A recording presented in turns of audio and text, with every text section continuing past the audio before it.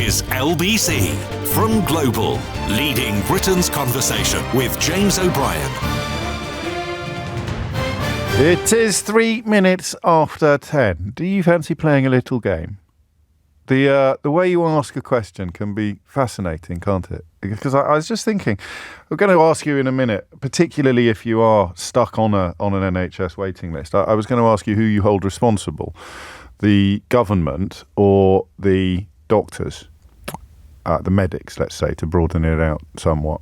And then it occurred to me that, actually, I'll tell you when it occurred to me, reading all this bilge about 100,000 people coming here under Keir Starmer's probably doomed plan to set up some sort of returns agreement with the EU. It just occurred to me that these people in government and all the client journalists who recycle their garbage unchallenged, they're going to be staggered when they find out who's been in charge for the last 13 years, aren't they? There's some massive wake-up calls coming for 80% of Fleet Street and a lot of people who do my job for a living when they find out who's been in charge for the last 13 years, but who's been cheerleading for them at pretty much every turn. And then you just have a little look around at the state of the nation and wonder who's responsible. Rishi Sunak effectively today saying, well, if it wasn't for those pesky medics, I would have brought waiting lists down. But that's not the game. The game was this. So I could say to you, who do you hold responsible for languishing? I would use that word correctly.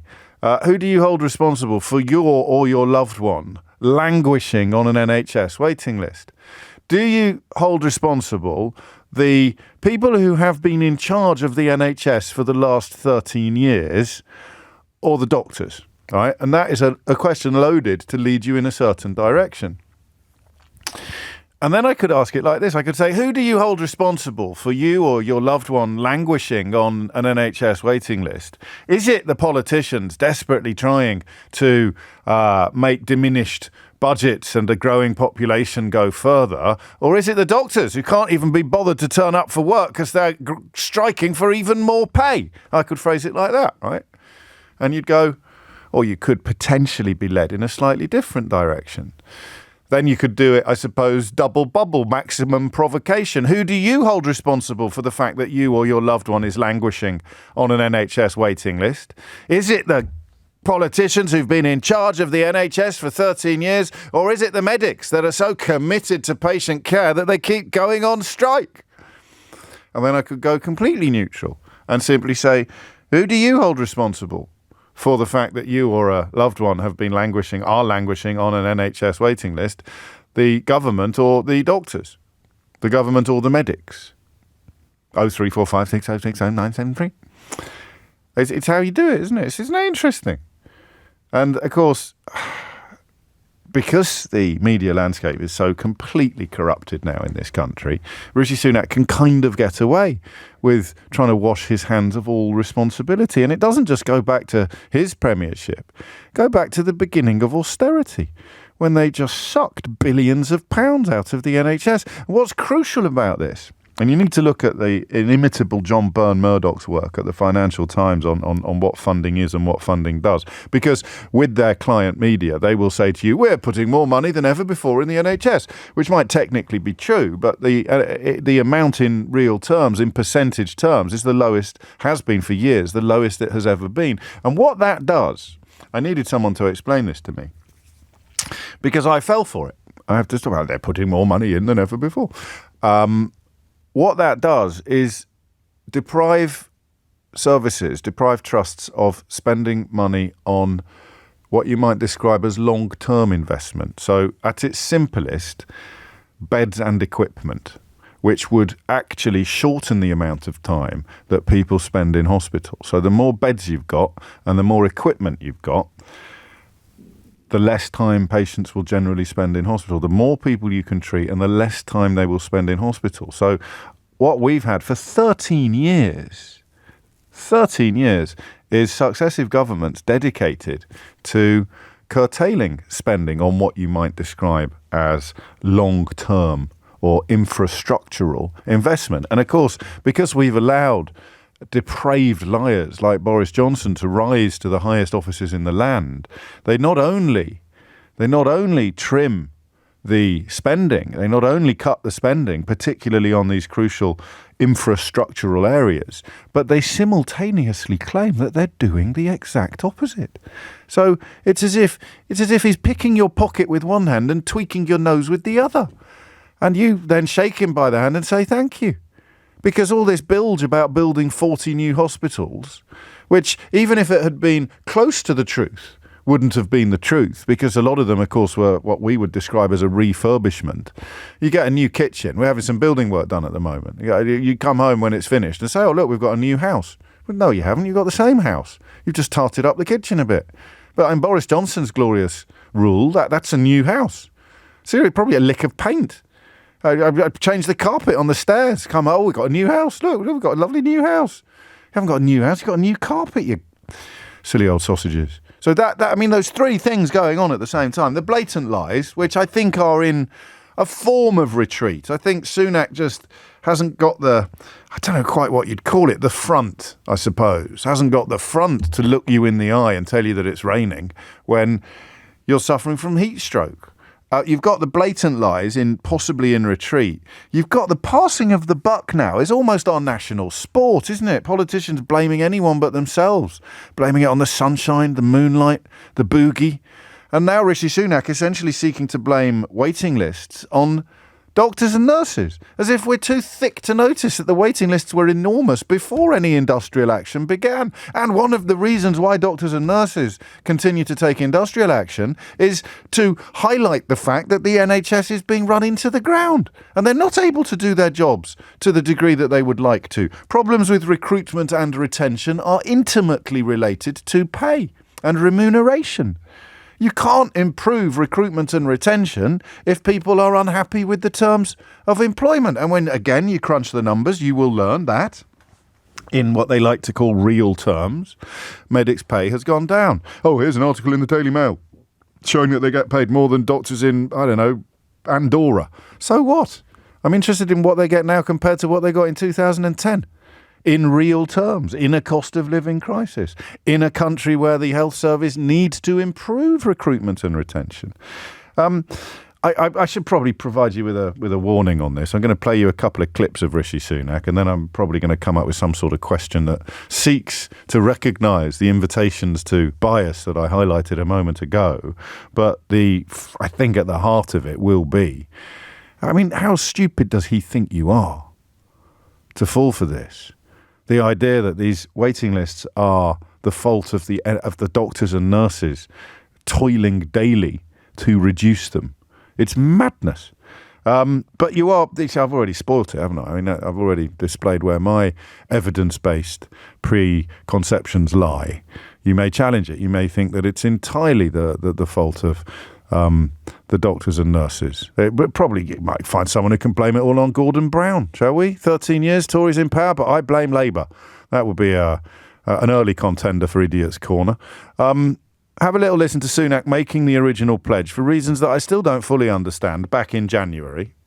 NHS waiting lists will fall and people will get the care they need more quickly. Those are the people's priorities. They are your government's priorities, and we will either have achieved them or not.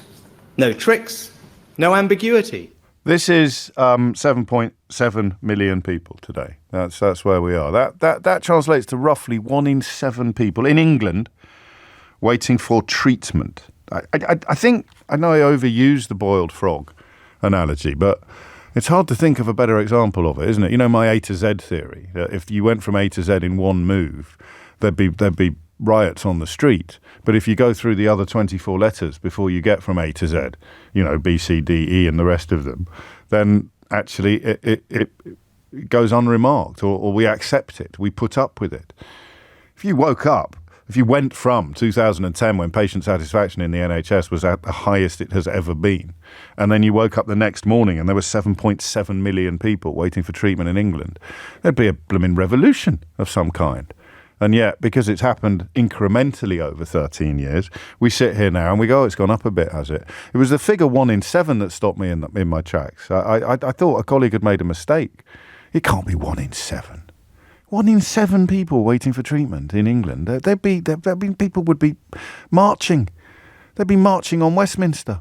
Unless, of course, they listen to Rishi Sunak, in which case they'd be marching on the hospitals and blaming all the doctors and nurses. It's quite breathtaking. 13 minutes after 10 is the time. Here he is last month on LBC trying to blame the strikes on the doctors and nurses. All these other unions and millions of public sector workers, including the NHS, have accepted it. Now, there are a few exceptions, including junior doctors and consultants. That's what's causing the waiting list to go up. I don't think that's right. I would say to them, I'm very grateful and respectful of the incredible job you do, but we all have a shared mission to bring the waiting list down. So I'm going to play that to you again because I want you to just notice something. What he's effectively saying is, and the Royal College of Nursing was cut out of a roundtable yesterday with the Health Secretary Steve Barclay. But what I particularly love about this mealy-mouthed little mule is MEWL, is the way that he's essentially saying, well, we've sorted it all out. It's only all the doctors that haven't started dancing to our tune. It's only all the doctors. You're talking about NHS waiting lists. Well, it's all going brilliantly. There's just one tiny little problem. All the doctors. I'm not imagining that, am I? Have a listen. All these other unions and millions of public sector workers, including the NHS, have accepted it. Now, there are a few exceptions, including junior doctors and consultants. Junior doctors and consultants. That's what's causing the waiting list to go up. I don't think that's right. That's I would all say the to them, doctors. I'm very grateful and That's all respectful the of the doctors. incredible He's the job Prime you do, Minister. but we all have a shared mission to bring the waiting list down. Right. Yeah, so you'd be bringing the waiting lists down, would you, pal, if it wasn't for checks notes. I don't do that very often because it's such a lazy little gag, but sometimes it really works. In fact, I'll even do a sound effect. Checks notes. All the doctors, all of them, every single doctor. Listen to it again, just to clarify that I'm not going bonkers. All these other unions and millions of public sector workers, including the NHS, have accepted it. Now, there are a few exceptions, including junior doctors and consultants. That's what's causing the waiting list to go up. I don't think that's right. I would say to them, I'm very grateful and respectful of the incredible job you do, but we all have a shared mission to bring the waiting list down. Go on then.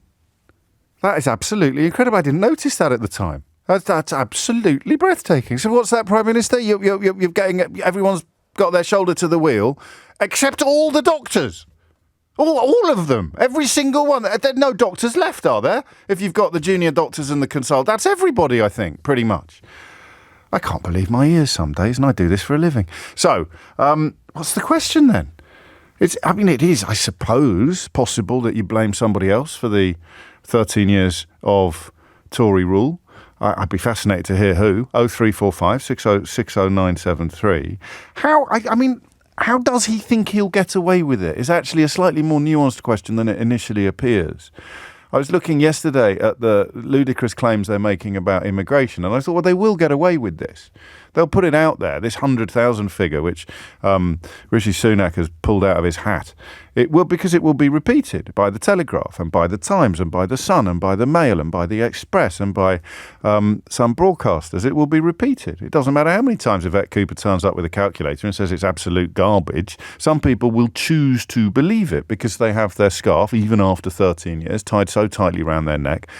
Their bright blue scarf, it has cut off the flow of blood to what passes for their brain. But when Rishi Sunak comes forward and talks about waiting lists being at phenomenal levels, months after promising that he would bring them down, and then seeks to... It's been growing for much of the last decade. But before that, they were falling. So you've got 3 million in 2014, 4 million in 2017. It's like that Fast Show sketch, not Fast Show. It's like the Day-to-Day sketch, isn't it? When Steve Coogan played the swimming pool attendant. In 1984, nobody died. In 1985, nobody died. So in 2014, there wasn't a strike, and there were 3 million on the waiting list. In 2017, there wasn't a strike, and there were 4 million on the waiting list. In 2021, the doctors weren't on strike, and there were 5 million on the waiting list. In 2022, I don't think there were strikes last year, were there? There were 7 million on the waiting list. In 2023, there are doctors striking occasionally, sporadically, and there's 7.7 million people on the waiting list. So that proves the waiting lists must be the fault of the doctors.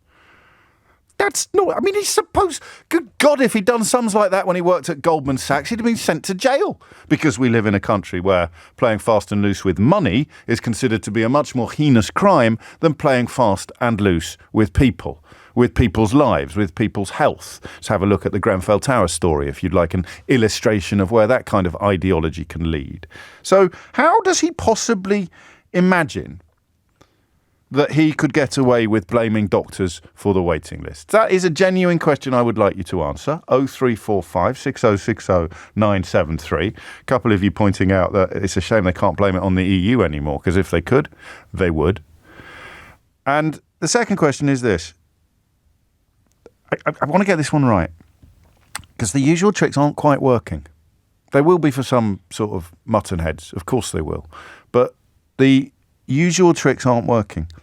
And what I want to know is, from people on the waiting lists, and I've got a terrible personal experience of this, someone we know, diagnosed with epilepsy, actual epilepsy, after having a seizure, and can't get seen until January. So go to A&E, get diagnosed effectively, have the tests you need for the diagnosis, but for the treatment, for the drugs, for the advice on how to handle this life-changing diagnosis, no appointments available until January of 2024. That's a waiting list, right?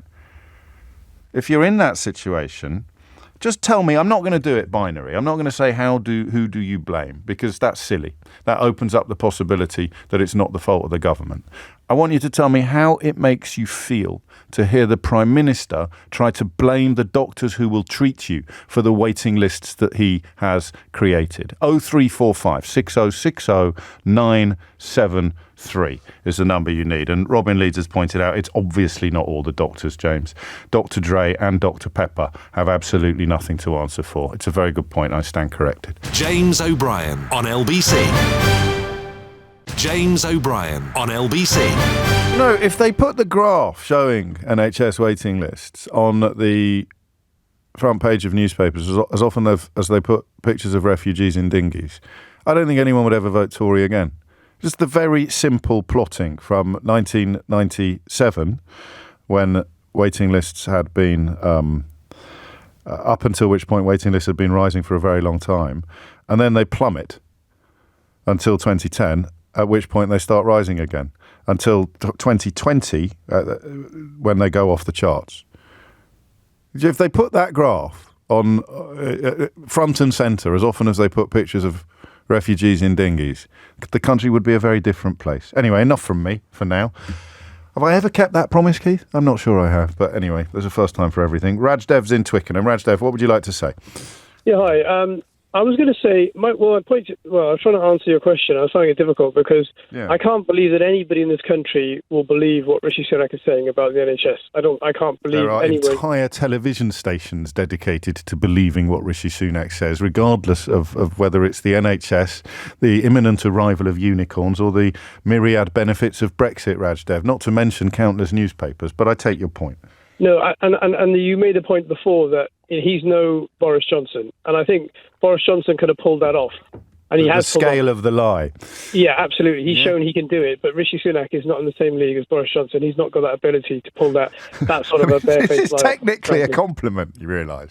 Well, yes, but I mean, but in terms what a of state we're in, eh?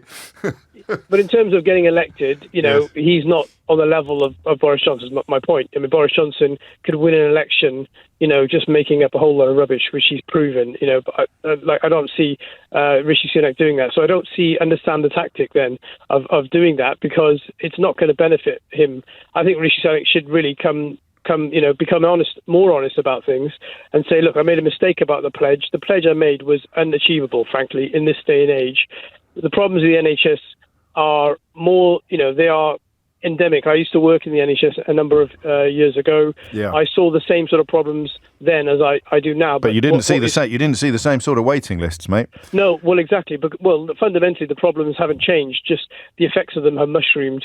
And also the other factors as well. The widening aging population, the widening scope of the NHS, and the people leaving it in droves. But I think that's crucial, isn't it? Retention absolutely. And recruitment are probably the two single most important factors facing people genuinely dedicated to reducing these waiting lists, and Rishi Sunak just puts his fingers in his ears on the subject. Yeah, but what's depressing for me is if I look at Labour's strategy, I don't see that there's any solution to what they're offering either. And I don't think anybody on either party has got a handle on what the NHS needs. You may well be right. All I can do is point you to the record, and the record shows absolutely clearly that under Labour, the waiting list went down from 18 months to 18 weeks.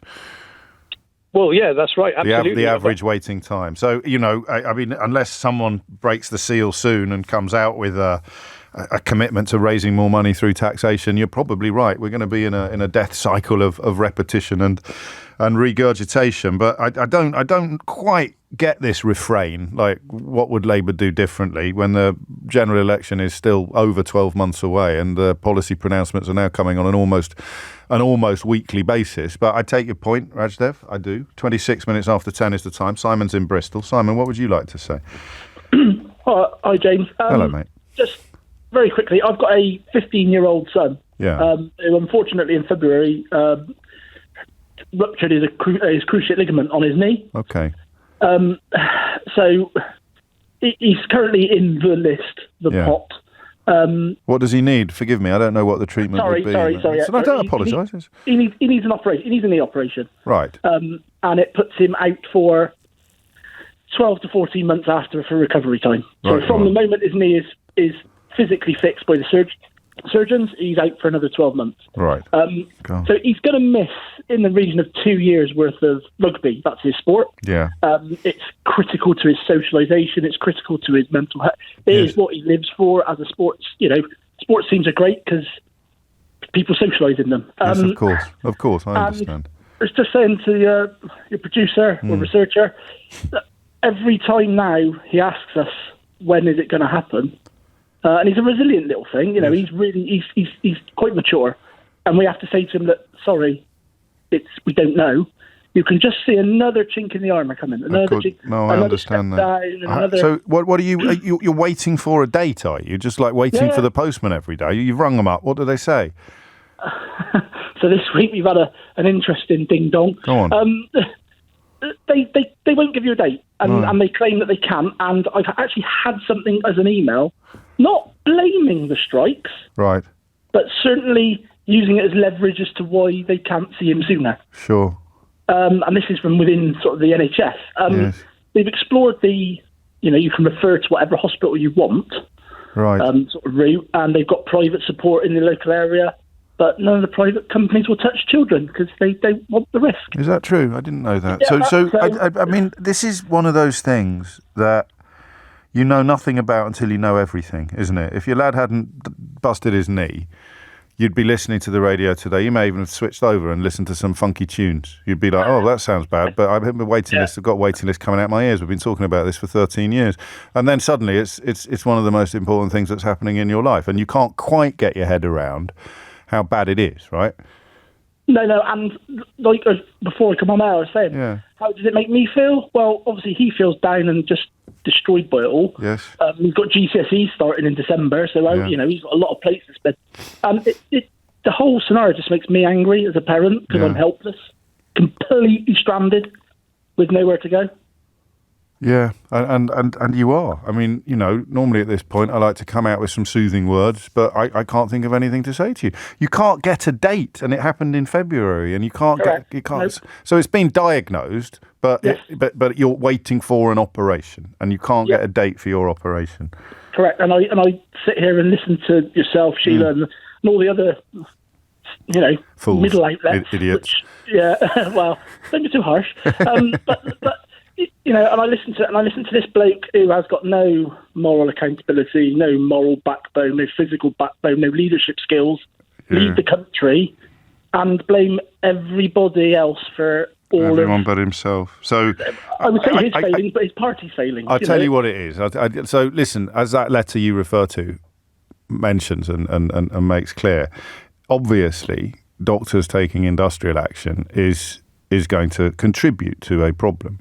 But it is a bit like one sprinkle on a cake, hundreds and thousands. So he's blaming the cake on the state of the cake on one sprinkle. And none of the sponge, none of the icing, none of the topping, none of the other sprinkles, none of the candles, none of the cream filling. He's blaming it on on a sprinkle. Thank you, Simon. Try not to be hard on yourself, because, you know, everyone else would be in pretty much the same boat as you if their child had suffered the same thing that you suffer. That your boy has suffered. 10:30 is the time. Thomas Watts is here now with your headlines. James O'Brien on LBC. James O'Brien on LBC. 10:34 is the time. I mean, I do this occasionally. I don't know whether it's because it's the end of the week, it's a Friday, and I'm feeling a little bit tired. But sometimes a clip. The one yesterday we should play again as well. Can we get that one again from yesterday? That Theresa May one. They just sort of slap me around the back of the head like a wet fish sometimes. And when Sunak tried to blame the waiting lists on the doctors, completely ignoring the fact that they've been going up exponentially since 2010. This little bit here where he essentially says, well, I would have fixed it if it wasn't for all the doctors, is pretty much a wonderful illustration, actually, of just how sycophantic in many ways our media has become. All these other unions and millions of public sector workers, including the NHS, have accepted it. Now, there are a few exceptions, including junior doctors and consultants. That's what's causing the waiting list to go up. I don't think that's right. I would say to them, I'm very grateful and respectful of the incredible job you do, but we all have a shared mission to bring the waiting list down. So if it's doctors taking industrial action that's causing the waiting list to go up, why did they go up in 2010 and 2011 and 2012 and 2013 and 2014 and 2015 and 2016 and 2017? Can you see where I'm going with this? And 2018 and 2019 and 2020 and 2021 and 2022. And when you think of it in those terms, the question of how the hell he thinks he can get away with this is actually worth asking. Jenny's in Blackpool. Jenny, what would you like to say? Oh, hi there, James. Hello, Jenny. Excuse my nerves. I'm under a different name as I'm both a patient waiting for an operation that hopefully will help me breathe more easily. Oh, I'm sorry. My thyroid gland is just growing and growing. I've managed to find a bench whilst walking the dog so I can talk rather than walk and talk. I find that difficult. I'm sorry. And my husband's a consultant surgeon and I'm a medical secretary.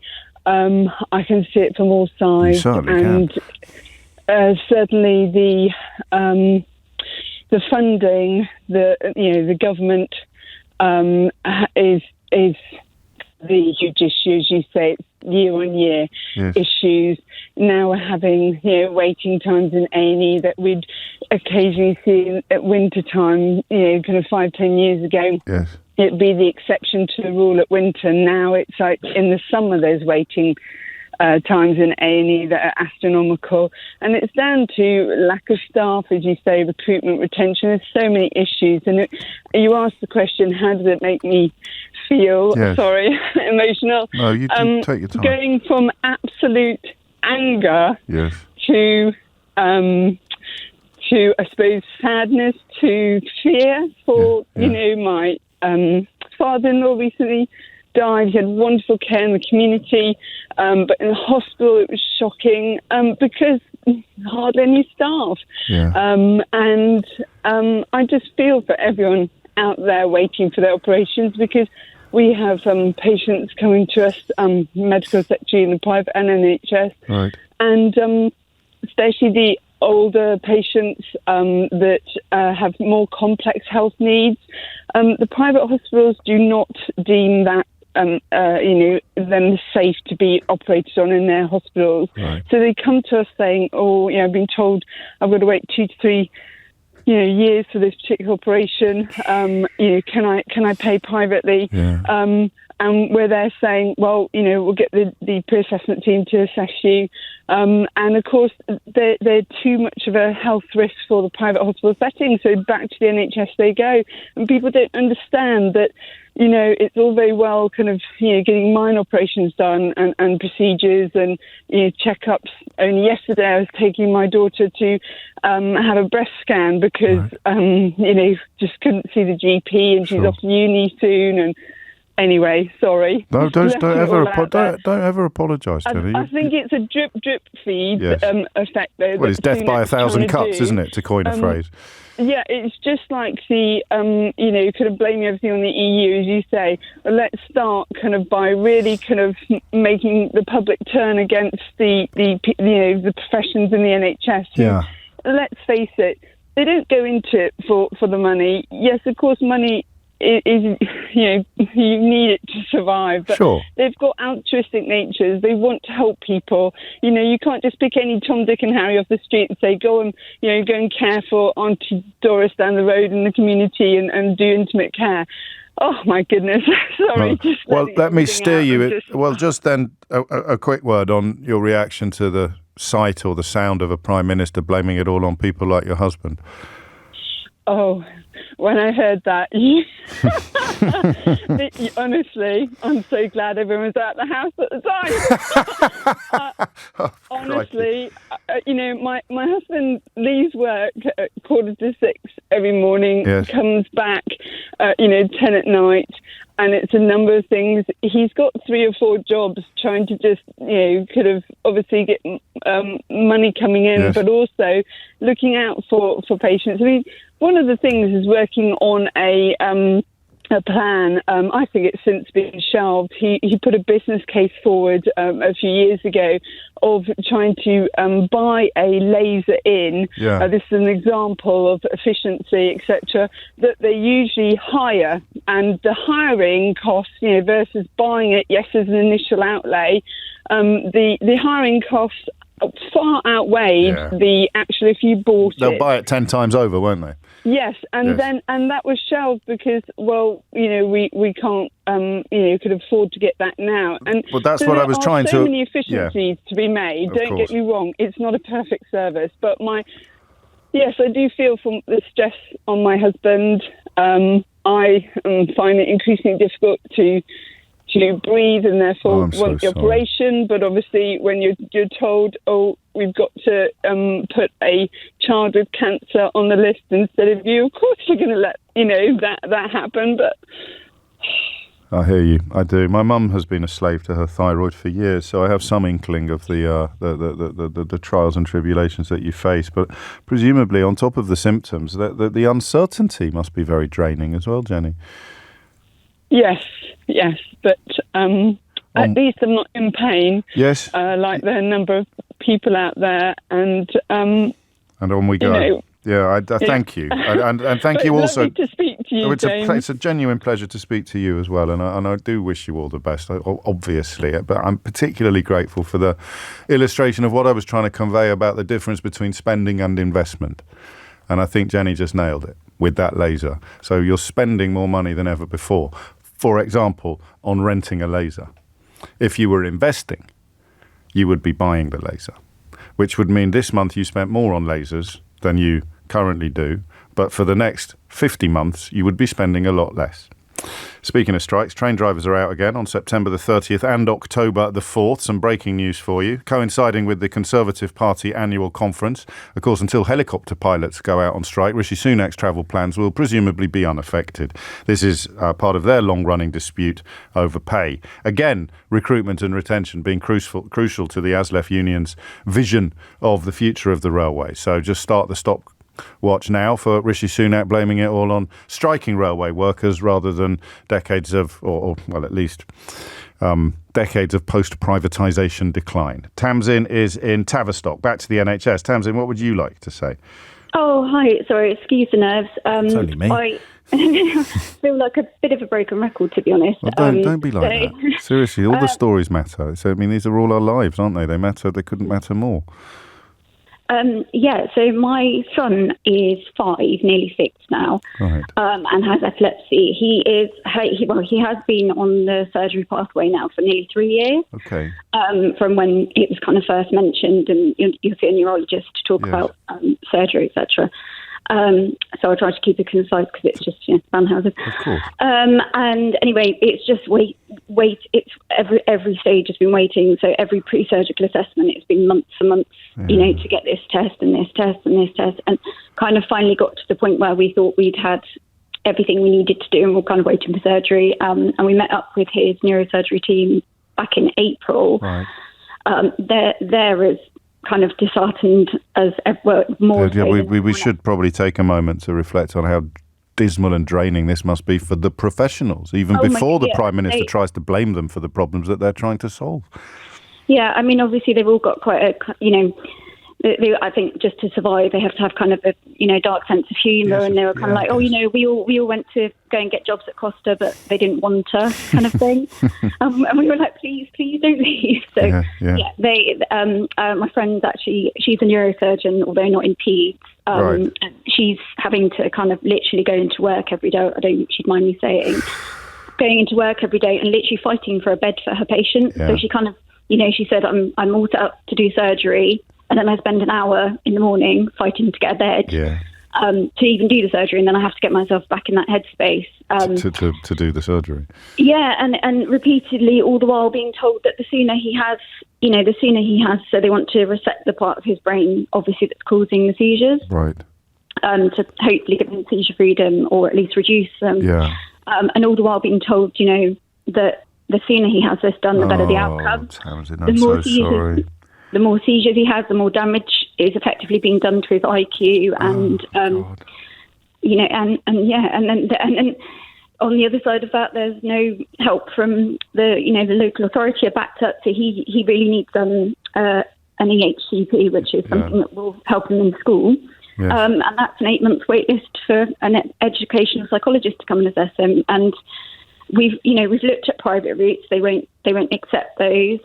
In terms of private peds neurosurgery, if we could sell everything we owned but it just doesn't exist in the UK for the reasons that Jenny alluded to, because it's not an attractive business proposition for the private sector hospitals. Yeah, so we've gone down the MP route. They can't help. We've contacted Steve Barclay. We've got the same automated response of, we're ploughing a load of money into NHS, blah blah blah.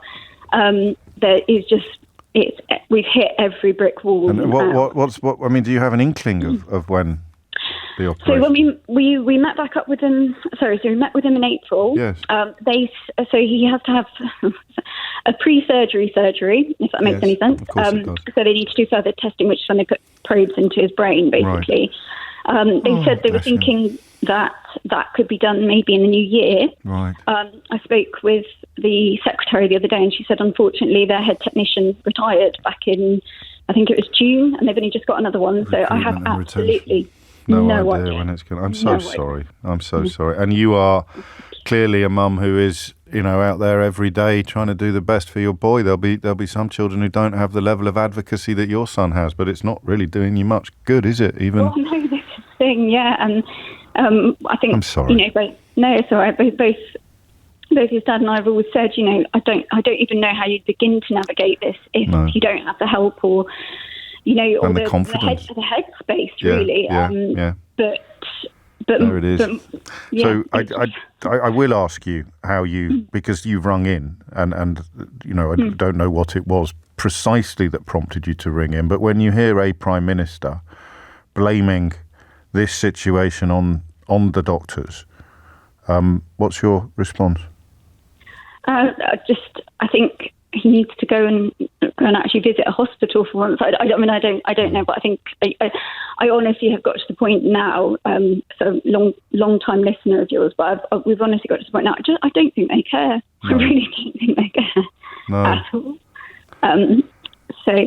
No, I hear you, and I would, just because you're a suffering mum. I'd like to push back on that, even with my very low opinion of these people, and tell you I don't think it's quite that bad. But I'm afraid I do too. Actually, I think that every day you see more evidence that they're interested only in tomorrow's headlines in newspapers that are already sycophantically committed to their cause. They're not remotely interested in what is actually happening to people on the ground. Tamsin, I'm sorry. I just am, and I hope things improve sooner rather than later. And another evidence, because I mentioned epilepsy at the outset, a teenager that we know being diagnosed after going to A&E mid-seizure, but not having any appointment yet until the new year, and still not a specified date. So, living with this diagnosis without any real knowledge of what they should be doing or even what it might mean. Thank you. 10:48 is the time. James O'Brien on LBC. James O'Brien on LBC. 10:51 is the time, and you are listening to James O'Brien on LBC. Kieran and a couple of others pointing out the very stupid way that New Labour funded, or Tony Blair and Gordon Brown funded, some of the hospital building under PFI initiatives. Very important that not that part of the story is not ignored, but it doesn't have any bearing upon Rishi Sunak trying to blame current waiting list levels on doctors, which is what is under discussion today in a fairly heartbreaking fashion, actually. Here's an interesting point, just picking up on what Tamsin told us a moment ago. So the EHCP that she referred to is a sort of assessment that the Education Authority commissions, in a sense, to ensure that a child with needs will have those needs met, with needs or a disability, special educational needs or a disability or a permanent illness, an ongoing illness, will be met in the school setting. And as Tamsin was speaking, I got this text. James, I'm an educational psychologist, a crucial part of the support network for disabled children and children with special educational needs. We've just voted in favour of strike over our pay and conditions. So I imagine we will be demonised over the coming weeks and months. It's mad, isn't it, when you think about it in big picture terms? 13 years of, what's it called? Bacon slicing. Is it called bacon? 13 years of cuts. Until public services reach a point where they feel, members of public services, where they reach a point where they feel they have no choice now but to object. The only meaningful way in which you can collectively object to your terms and conditions in this country, in any country where it's still legal, is to take industrial action, is to withdraw your labour so that your political masters will address your concerns that they have thus far refused to address. It's always an action of last resort. And then when they reach this place of last resort, the client media in this country pops up to blame them. So you can see why Rishi Sunak thought he'd get away with it. I would have reduced waiting lists if it wasn't for you pesky doctors. It's like the worst episode of Scooby-Doo ever. But I don't think he will on this occasion. I'm not quite sure why. Kate's in Manchester. Kate, what would you like to say? Hi, James. Hello. First time caller, and I'm absolutely raging, and that's why I had to phone in. Fill your boots. My husband is a consultant anaesthetist, and I've worked in operating theatres for 17 years, something like that. And I've had to give up work because management wouldn't let me reduce my hours because of childcare. Yeah. So theatre has lost an experienced member of staff because they insisted that I worked weekends, and I couldn't work weekends. So they said to you, it's our way or the highway, effectively. Yeah. And so I took the highway. Just stupid, isn't it? Well, and so many others are. Now, so my husband is working. He's now done 21 days straight. He's not had a day off. He works usually till at least 7 o'clock at night, sometimes 9 o'clock at night. If he's on call, he could be working all night, and then he has to go into work in the morning. He is doing everything he can to get the waiting list down. If anaesthetist, unless you've got an anaesthetist, you can't operate. You can't operate. Now, they are exhausted. Morale is rock bottom. They've started fighting amongst themselves because, they cannot work any harder. There isn't enough staff. They say, we're going to plough this many £1 million into the NHS.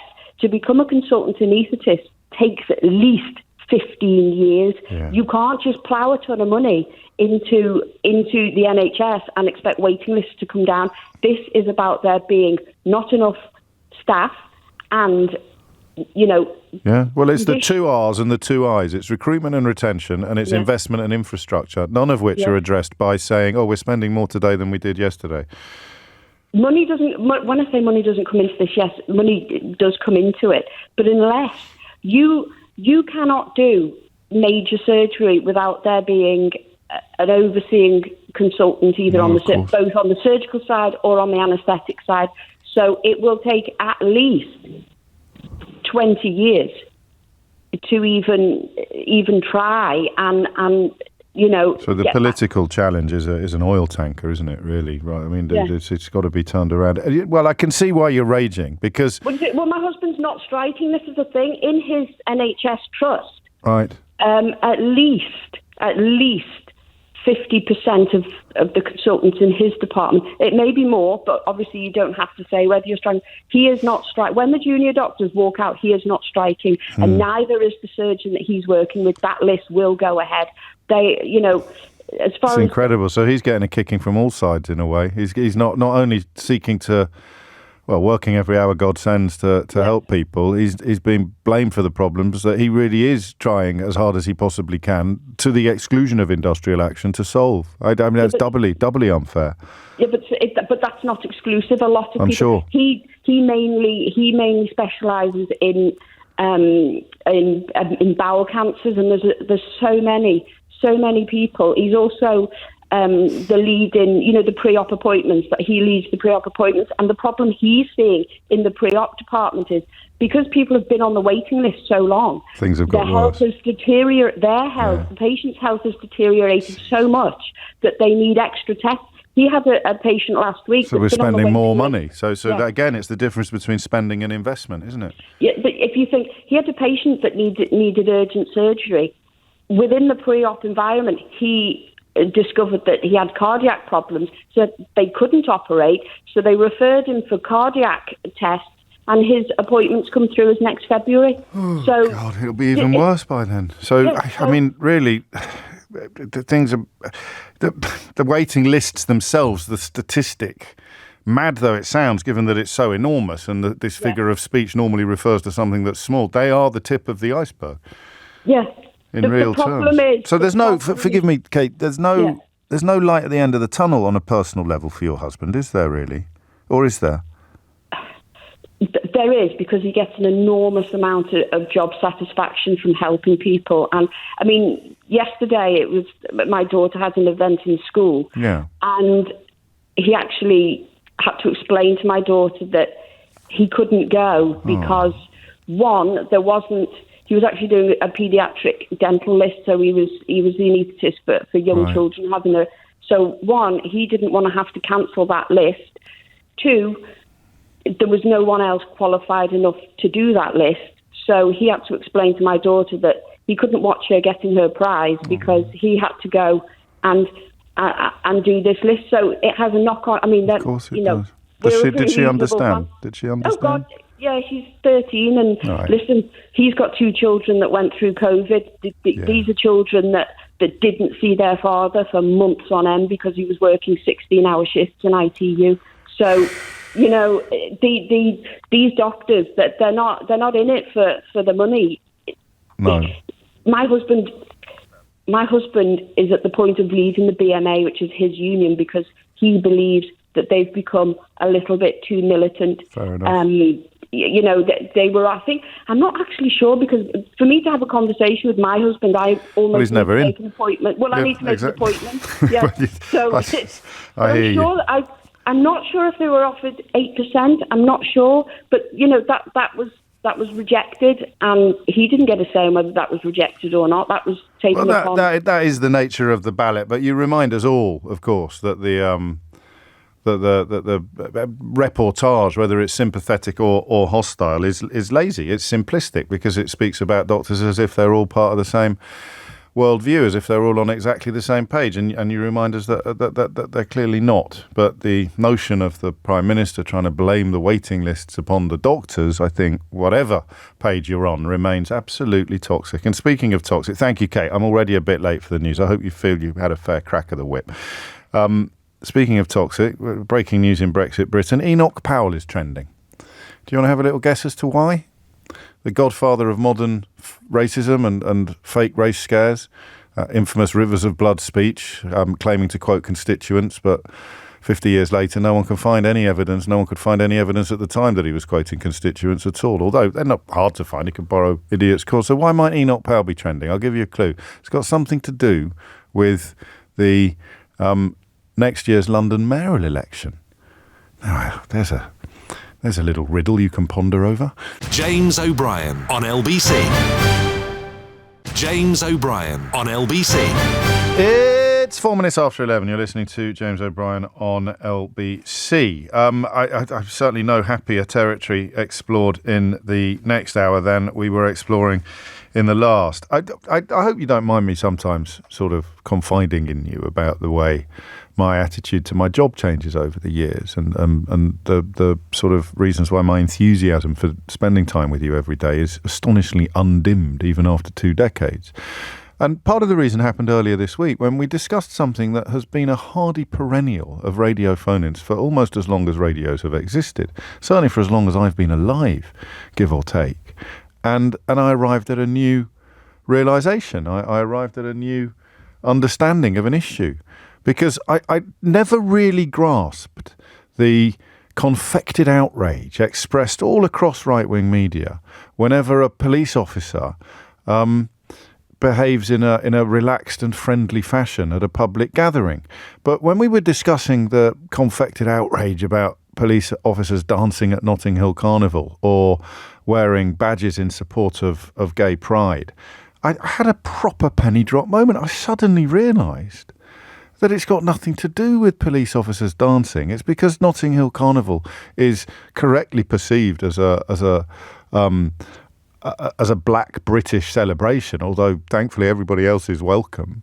And obviously gay pride is a celebration of different sexualities. So what people who get cross, who claim to be cross with the dancing coppers, are really cross about are coppers being nice to people that they don't think coppers should be nice to. And it was nice, actually, that we clipped it. We clipped it up really well.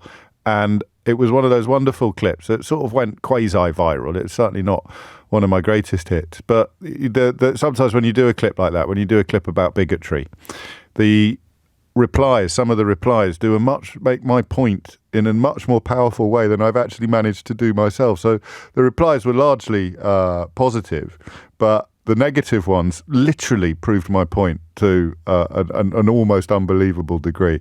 So what you're really cross about is the police being nice to black people, and then lots of racism coming in response, apparently as a way of challenging the point that I'd made, which I thought was, sort of, there was almost a sort of rhetorical beauty to it. Twitter's done amazing things in that space, hasn't it? It made you aware of people who are precisely the problem you describe and prove it daily by responding to the problem you've described. So I mention all of that because it came back to me today when I started reading about Scotland Yard admitting that it's overused its power to strip search children. The detail of the case of child Q is absolutely grim, and I will be sharing it with you shortly, so be warned about that. But you know that you live in a country where people in the media and the political establishment will get crosser about an officer wearing a multicoloured helmet at a gay pride march or having a brief little boogie with a carnival goer in Notting Hill than they will about this. Because, of course, child Q was black. It is not beyond the realms of possibility that you could hear somebody attacking officers dancing at Notting Hill Carnival while defending officers who strip-searched a menstruating 15-year-old girl to the point of insisting that she removed her sanitary pad, looking apparently for cannabis. Imagine that. I don't know what would have happened to someone to have arrived in a place where you're going to give the copper wearing a multicoloured helmet a kicking and the coppers strip-searching children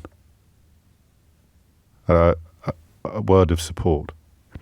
But the detail of this story is stunning, as you know. I've just perhaps shared the grisliest element of it, and the reason why the strip search was deemed appropriate was very simply because child Q was treated differently because of her race and sex, and because no appropriate adult was present, and because the officers did not get authorization from a supervisor.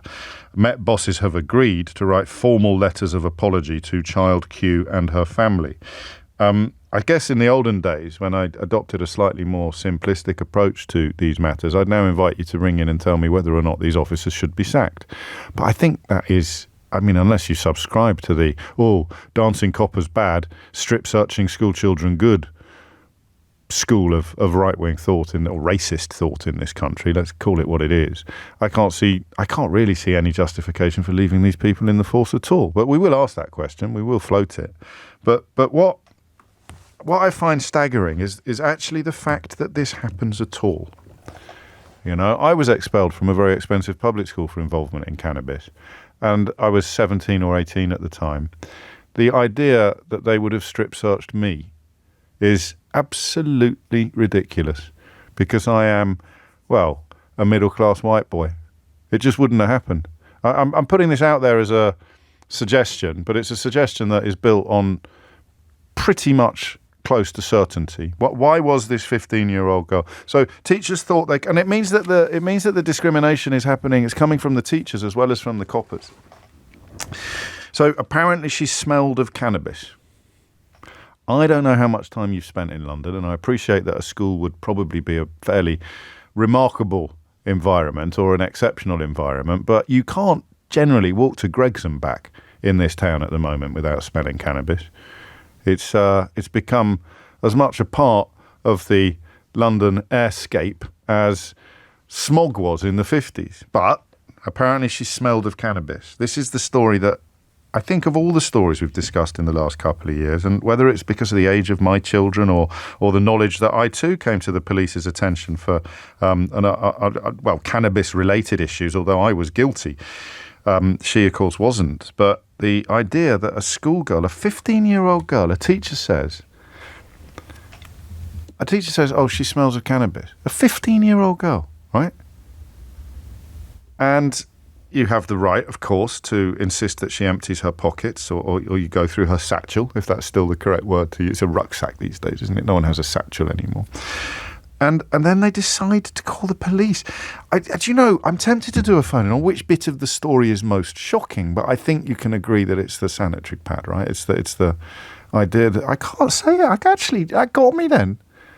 That is just nuts. What we're going to do? 2 female officers, I'll take it out. And then do what? But actually, if you step away from the actual stomach-turning element of that bit of the story, the point at which the teachers decided to phone the police is pretty staggering to me. If she'd been found with a bale of grass or she was knocking it out to year 7 during morning break, then yeah, obviously. But because a teacher thought they could smell cannabis, failed to find any, a 15-year-old girl is essentially incarcerated and then strip-searched by 2 disgusting police officers. It's like a sort of competition of disgusting behaviour, this, isn't it?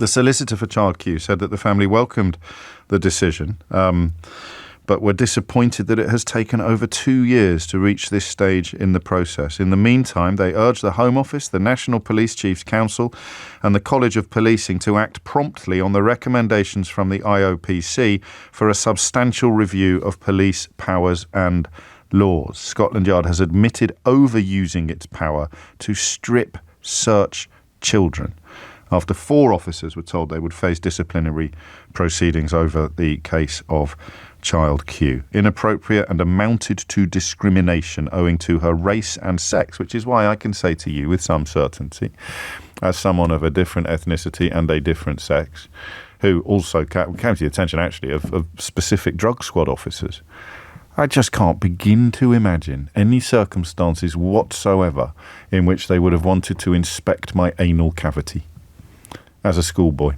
There's a phrase you weren't expecting to hear when you turned your radio on this morning. So I've sort of taken myself a little bit by surprise while talking about this, because it was going to be a fairly straightforward phone-in, but actually it's a bit like the waiting lists in the last hour. It's something so awful and so huge that I can't believe, in a sense, that we're chalking it up as a story to talk about. I overuse the phrase, we should be marching, we should be on the streets about this. But, the fact that these, what is it, the 2 elements of the story that are unbelievable, 3 elements of the story are unbelievable. Number 1, they called the police, right? Number 2, the police did these unthinkable and disgusting things to this child. Number 3, there were 4 of them and teachers. And at no point did anybody present. This is the bit I can't get my head around. And I think the question will be, can you? 0345 6060 973 for fairly obvious reasons. You might not be as shocked by this as I am. All right. Because the third element of it is probably the thing that I find hardest to understand. Because, it's like the WhatsApp groups, isn't it? Where you think, how can one of them have not said, all right, lads, let's stop it now. Or I think you've crossed the line. That's the point, isn't it, with appalling behaviour? It's in the context of child abuse, desperate attempts to bring in something called mandatory reporting, where you don't just sort of look away. You actually are criminalised if you don't blow the whistle. You can see why people are reluctant to blow the whistle. But the idea that you have 4 teachers present and presumably 4 police officers involved in the decision-making process, no appropriate adult was present, no authorisation was secured from a supervisor, and if I was a teacher and this was your daughter, I would not have let it happen. I don't even think that is, susceptible to accusations of virtue signalling. Just run through in your mind the words behind what I just said to you. As a teacher, I'm not going to let police officers strip a child, remove her sanitary product, and conduct some form of internal examination on school premises. And you live in a country where people still claim to be cross about coppers dancing at the Notting Hill Carnival. They're the coppers we should be going after. Geez, man. It's unbelievable, right? 0345 6060 973 is the number you need.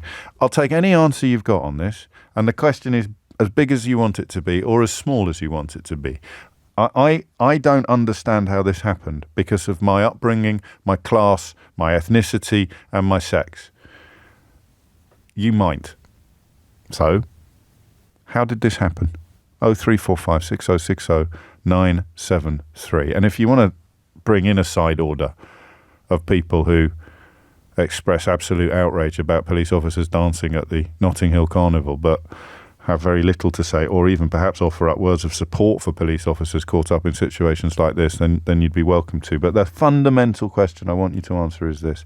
How did this happen? Knowing what you know, thinking what you think, how the hell did this happen? Because it's the 3rd time I've covered this story and I still don't really get it. I wonder if I ever will. James O'Brien on LBC. James O'Brien on LBC.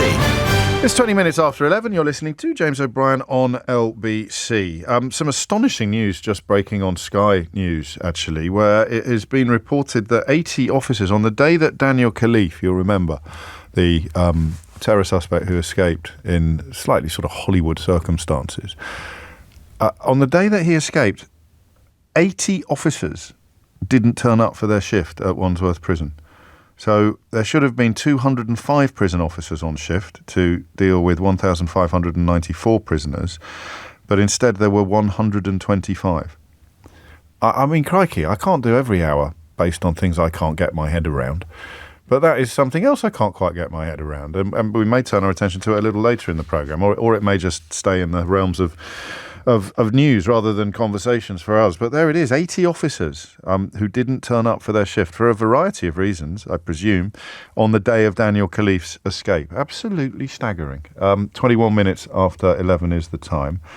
I mean, sometimes I do get texts that I sort of read them 3 or 4 times to make sure that I haven't missed some sort of point. And these are the days when I wish I could read out phone numbers.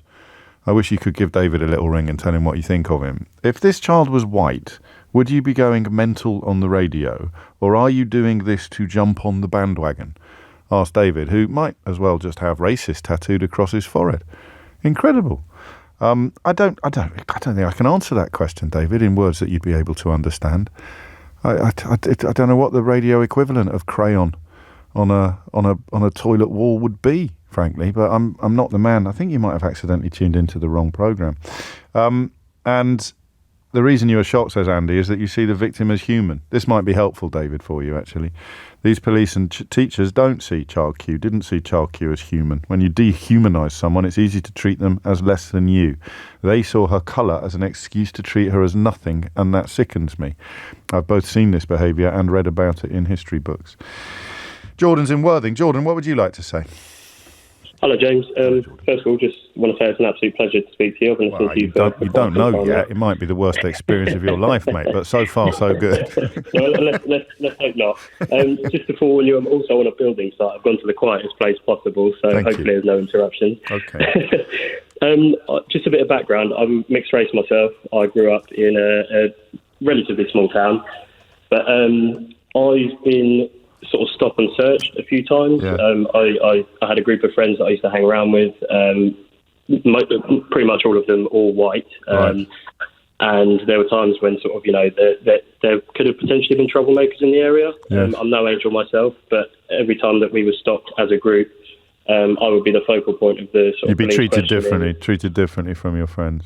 Most certainly. There's been 2 instances where I was put in handcuffs and actually searched while my friends just sort of stood there and their names were taken and that was about it. What did your friends make of it? I hope that's not the wrong question to ask, but I am a...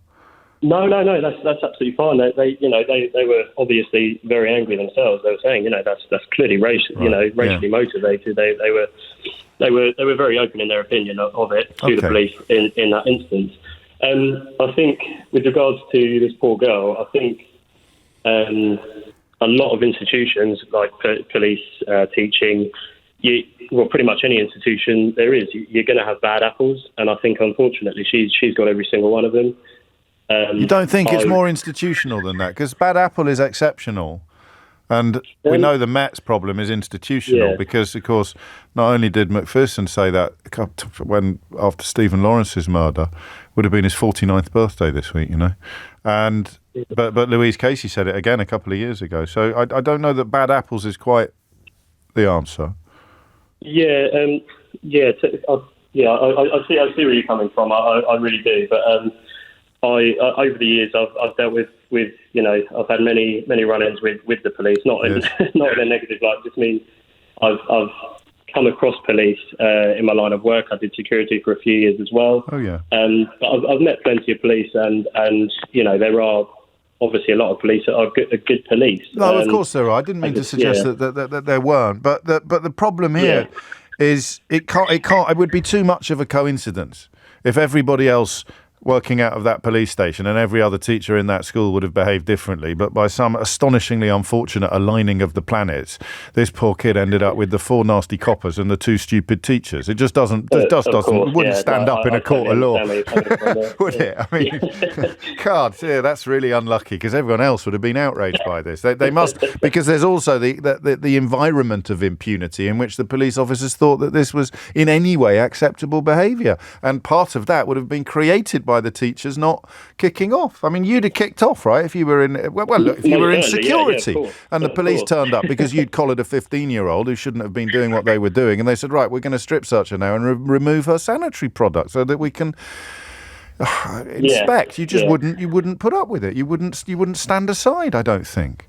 Absolutely. I also feel that there's an environment that's been sort of created where it's somewhat okay for police to, I hate the term abuse their power, but well, that's what it is. They're dealing with a child, and they are essentially abusing their power. They're the authoritative figure in the room, and if there is that one policeman that doesn't agree, but they're too scared to sort of speak up. Yeah, that's true. For fear of sort of reparations, like a sort of bystander effect. You're waiting for someone else to do it first, even though you feel that it's wrong. You don't want to be the one to move first. I mean, what you've done perfectly is convey how commonplace it is for people of colour to be treated differently by police from the rest of us. Just how completely commonplace it is. So this is a very extreme example, and your experiences, although not fun, are not extreme, but it's a bedrock of commonality. It's a commonplace practice still in 2023 for police officers to see 2 people and treat them according to their skin colour. Certainly, yeah. I mean, as sad as it is, that is still the case. I mean, even at the age of 32, it's been sort of 15, 16 years since I was actually, fully stopped and put in handcuffs and searched in that sort of manner. But I'm still a bit apprehensive when walking past. Yeah, I mean, and goodness only knows what impact it's had on this child. Considerably more traumatising. And I think I read reports about about terrible impacts upon her mental health. I mean, it sounds like I'm trivialising it, but you know that I'm not when I say which bit of it is most shocking. The number of officers that were involved, the number that turned up, the teachers standing by and doing nothing, the teachers phoning the police because one of them thought they could smell cannabis, or 2 of them, or 10 of them, I don't care. Just bizarre. Thank you, Jordan. Great stuff. 27 minutes after 11. Maxine is in Harrow. How did this happen, Maxine? I don't know, to be honest. Sorry, I should say I'm a first-time caller, so a little bit nervous. Welcome, it's only me. Yeah, I'm a primary head teacher, and I can't envisage a time when I would call the police on a child on the suspicion that you smell. Yes. Cannabis. Yeah, I mean, if they had a satchel full of crack cocaine, then you'd be on the phone in a heartbeat, but not the smell of cannabis. And I wonder how much experience police have got with the scent of cannabis, that it would be emanating from an orifice that, masked by the smell of sanitary products. Yeah. What made them think that a child would secrete something so deeply, and that they would still be able to it happens at prisons. We know. I don't. Well, yeah. Oh, I see what you mean. Yeah, so we can smell it even though it's there. Yeah. Right. God, I hadn't even thought of that. I told you every turn on this story is as shocking or more shocking than the last. And then no one in the room said, "Hang on a minute. If you're searching it because you think you can smell it, that's not going to. It's not going to be hidden there. Oh, blimey. But also, I mean, with regards to the teachers, it should have been senior members of staff. Firstly, right. So I can't imagine it would have been a low-level class teacher or a form tutor. It should have been somebody of relatively seniority. But also, we act as loco parentis, and I can't imagine any parent calling the police on their child without a proper conversation and getting other people involved, i.e., So if I've had need to call the police, and I have had need to call the police when I've realised a child has had a weapon on them, and I have notified the parents.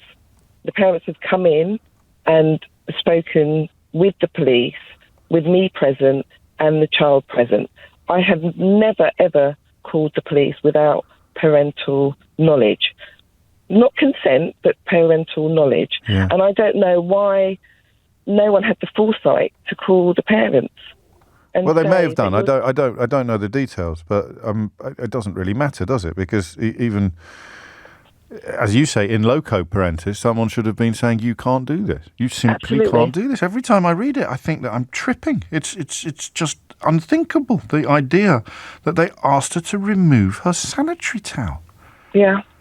The poor kid.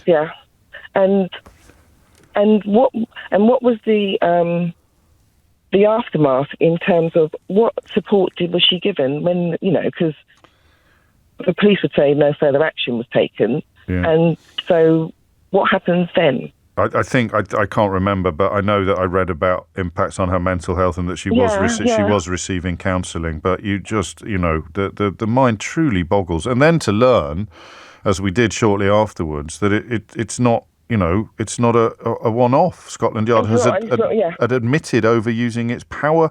Even the phrase, its power to strip search children, sounds like something out of a dystopian novel, doesn't it? Something out of The Handmaid's Tale. Well, I've never searched a child physically. We always ask children to remove things from their pockets and empty out their school bag, take off their socks and shoes. I've had children hide money in their shoes, but I never physically stripped, searched, or searched a child. I've never put my hand on a child, and I certainly wouldn't do that without a parental. No, of course, no. Well, I mean, there was no appropriate adult present either. That's one of the things that may lead to. You could say that the teachers were appropriate adults. I think they were on the other side of a closed door, if I remember correctly. But that shouldn't have happened either. Any person subject to a search involving the exposure of intimate body parts is in a vulnerable position, and they are entitled to be treated with respect, said the director of the Independent Office for Police Conduct. Shall I tell you what I think happened? I think that the 15-year-old girl was probably pretty outraged by what was happening to her, and they used the strip searching as a means of humiliating her. Yeah, I mean, there's lots of stories of humiliation and using strip searching as a tool or a weapon in order to gain some kind of compliance and to break someone's spirit, and that's historic. Well, it's historic, but not so much for outspoken white children. No. Absolutely. Didn't happen to me. Yeah. Maxine, thank you. You made us late for the news, but that's because I was listening so closely to what you were saying, I forgot to look at the clock. I'll get the hang of this job one day. Thomas Watts is here now with your headlines. James O'Brien on LBC. James O'Brien on LBC. That's, of course, what institutional racism is, isn't it? So if, as seems likely, this 15-year-old girl was strip-searched in a hideous fashion, up to and including being ordered to remove her period product. Thank you, Andy, for picking me up on my language there. Then institutional racism involves not actually having a problem with a young black girl being humiliated in this way, because although you would never tolerate it being done to your daughter or sister or friend, your institutional racism leads you to a place where you think it's different for a 15-year-old black girl. And unfortunately, that would seem to include the police. Rishi Sunak's just released a short video about XL dogs that I am going to play to you because it's genuine breaking news, and more stories emerging. It's a weird one. I said it to you last week with the rack concrete. It's as if the news is a magnifying lens rather than just a lens. And when an issue is already in the news, things that would not necessarily have been reported quite as strongly as they would have done a month ago will be reported more. So these so-called XL bully dogs, which are largely a consequence of inbreeding, I was reading this morning, have understandably, after the footage of that horrible attack in Birmingham, become much more in the news. But the decision to ban them, if it's feasible, is probably the right one, albeit that we had a bit of a good talk about it, didn't we, earlier in the week. But anyway, here's the Prime Minister. The American XL bully dog is a danger to our communities, particularly our children. I share the nation's horror at the recent videos we've all seen. Yesterday we saw another suspected XL bully dog attack, which has tragically led to a fatality. It's clear this is not about a handful of badly trained dogs. It's a pattern of behaviour, and it cannot go on. While owners already have a responsibility to keep their dogs under control, I want to reassure people that we are urgently working on ways to stop these attacks and protect the public. Today I have tasked ministers to bring together police and experts to firstly define the breed of dog behind these attacks with a view to then outlawing it. It is not currently a breed defined in law, so this vital first step must happen fast. We will then ban the breed under the Dangerous Dogs Act, and new laws will be in place by the end of the year. These dogs are dangerous. I want to reassure the public that we will take all necessary steps to keep people safe. 11:38, that's Rishi Sunak speaking on social media a few moments ago. I haven't forgotten my hook and tease, actually, on this occasion, when I asked you shortly before 11 o'clock why you thought Enoch Powell might be trending and what it could possibly have to do with next year's London mayoral election. I'm leaving it hanging deliberately. It's such a bizarre and unpleasant story that it actually merits a guest, which is why we will be inviting one onto the programme in about 7 or 8 minutes' time. You are going to find it quite hard to believe, but I'll give you another clue. I didn't find it that hard to believe. So we've got two little clues now as to why Enoch Powell is trending this morning on what we used to call Twitter. Clue number one, it's got something to do with next year's London mayoral election. And clue number two, you might be shocked by this news, but I wasn't. I wonder if I can think of another clue before 11:45. I don't know, but we are currently discussing, I would say linked, but rather different matters at the moment. Dan's in Leeds. Dan, what would you like to say? Hi, I haven't called a radio station before, but when I heard what you were talking about, yes, I thought I had something relevant. Thank you. That's that. 18 years ago, I was in the police in Leeds. Yeah, and I've not really thought about this for a long time, to be honest. But when I heard what you were talking about, it was take your time back. Take all the time you want. Yeah, so I saw. I'd only been in it a year, so I had a mentor, and I saw what I thought was abuse from my mentor in the custody cells, and I didn't do anything to stop it. I didn't say anything. Yeah. Either at the time or afterwards, really, and I just went home, and it kind of haunted me, and it still does, really. I just my next shift block, I phoned in sick, and the shift block after that, and then I just kind of left the force after that. Really, I stopped. Blimey! So it broke your enthusiasm for the job, really. Well, it broke my enthusiasm, but that wasn't really what I was calling for. Is to say that I didn't. It still haunts me to this day, like 18 years later, that I didn't do anything. Was it a form of sexual abuse? Was it, or was it violence? No, it was. It wasn't. I don't think it was as bad as the girl that you was talking about. He wasn't a child. He was 17. Right. But he was. So obviously, this other officer was my mentor, and I'm supposed to look up to him. But we were on a night shift. I wouldn't give anything away that would be accusations. Sure, but of course. But we pulled over a car, and it was this young 17-year-old lad. He was all insured and everything, but he gave abuse back. He gave some jib to my colleague, basically, who seemed to take it personal. And then we did a whole search of the car, and we found something in it that we'd managed to justify arresting him, basically. Yeah. So we took him down to custody and booked him in. And when we did the regular search, and we found a very small amount of cannabis on him, right? Which then my colleague's eyes lit up because this kid had been, giving abuse, not giving abuse, but being mouthy, to my colleague. Yeah. His eyes almost lit up because that meant that he could then ask for a strip search, which he did, and I had to you have to have one other witness there, so I had to stand in the door while my colleague revelled in basically humiliating this young kid. He wasn't a child; he was 17, but I could tell you couldn't quite. That it was wrong. Sure, yeah, I hear and you. It was for the wrong reasons, and he was getting revenge on this kid for. I think he wasn't doing what a policeman's supposed to do. No, I think I get I do get the picture. It's mad, that, isn't it? Because you're clearly a good man, and doing nothing while bad things happen. I bet it doesn't haunt the bloke that did it, Dan. I bet he doesn't even remember. Yeah, that's the thing.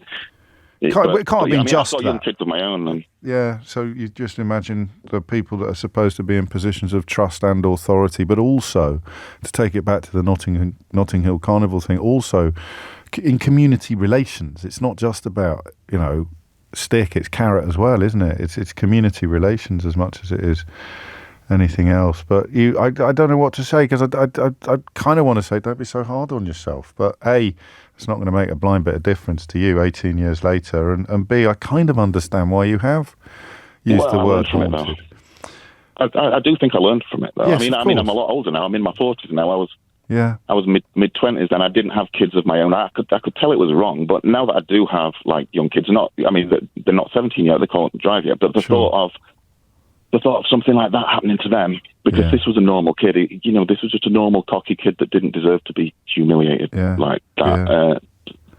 So the thought of that happening to one of my kids and someone not having the opportunity to step in and not doing, it's kind of a big regret in the back of my mind. But I hear it. But I'm older now. You are, and wiser, and probably we'd both hope that we would act differently in those sort of circumstances today. That can't have been the only reason. Was that the only reason that you decided to knock it on the head, or was it part of it?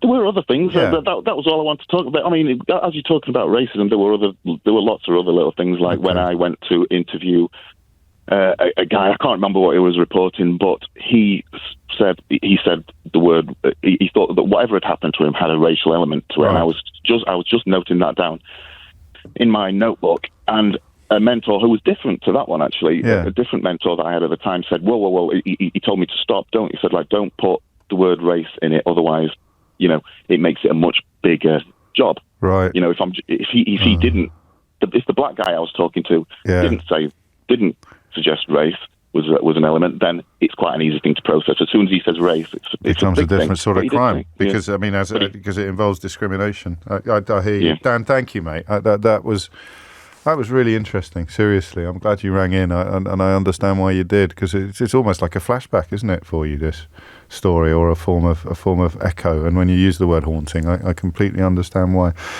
I hope you ring me again on happier topics, because as you mentioned at the outset, it's the first time you've ever rung a radio station, and I'm glad that you did. It's 11:46. James O'Brien on LBC. James O'Brien on LBC. I don't know if this is Idiot's Corner territory. I'm going to give Tony from Epsom the benefit of the doubt, and I'm just going to show him why he's being an idiot and leave him the room to retreat. So Tony decided, having listened to the same radio programme that you've been listening to, he decided to get his phone out and text, "Hello, James, you are making a mountain out of a molehill about all this strip searching." This is a 15-year-old girl strip searched without an appropriate adult present because a teacher thought that they could smell cannabis, and a search that included her being ordered to remove her period product. That's the molehill from which Tony thinks we are making a mountain. He adds, this needs to be done as police have a job to do, and all this racist rubbish is not good, as it's all people like you out there that are putting the police force down when they are doing what they're supposed to do. Possibly a little bit generous. Not to put Tony in Idiot's Corner, because, of course, the Independent Office of Police Conduct have already prompted Scotland Yard to admit that they are overusing, or abusing, if you prefer, their power to strip search children. So the literal point of the story, Tone, is that they're not supposed to do this. But Tony adds, let them get on with their job and we will all be safe in our communities. So here's the thing I think might help, Tony, right? I think I can smell cannabis coming off your text, right?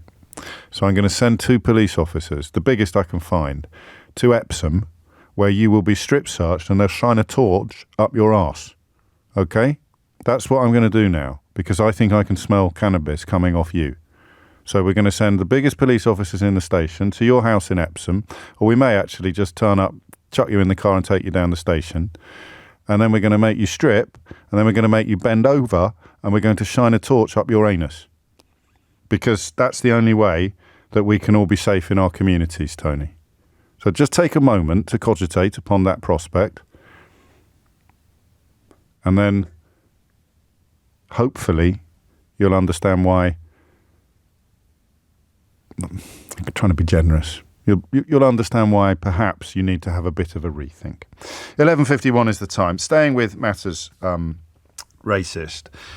The organisation Hope Not Hate, who, as you know, are great friends of this programme, have undertaken an investigation into the Conservative candidate for London Mayor, a woman called Susan Hall. The clues I gave you were that Enoch Powell is trending on Twitter as a direct consequence of this investigation. I also mentioned that I'm not quite as shocked by it as others might be, because Susan Hall has come to my attention in the past, not least for tweeting that her enthusiasm for Liz Truss's mini budget, you remember the one that knocked £35 billion out of the British economy in a matter of minutes, she tweeted that it must be good because James O'Brien doesn't like it. So she's clearly unlikely to be accepted as a member of the Brains Trust anytime soon. But it turns out that tweet in particular wouldn't even make the top 20 tweets, obnoxious tweets, posted or liked by this politician.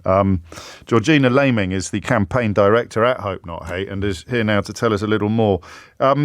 What have you found, Georgina?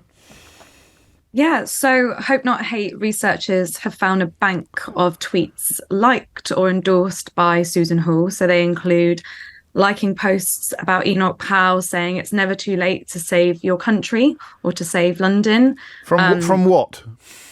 I'm guessing immigration. I'm guessing that's what that is. Also, Islamophobic tropes about Sadiq Khan, saying that he supports election fraud or FGM, and even tweets saying that the 2020 US election was stolen.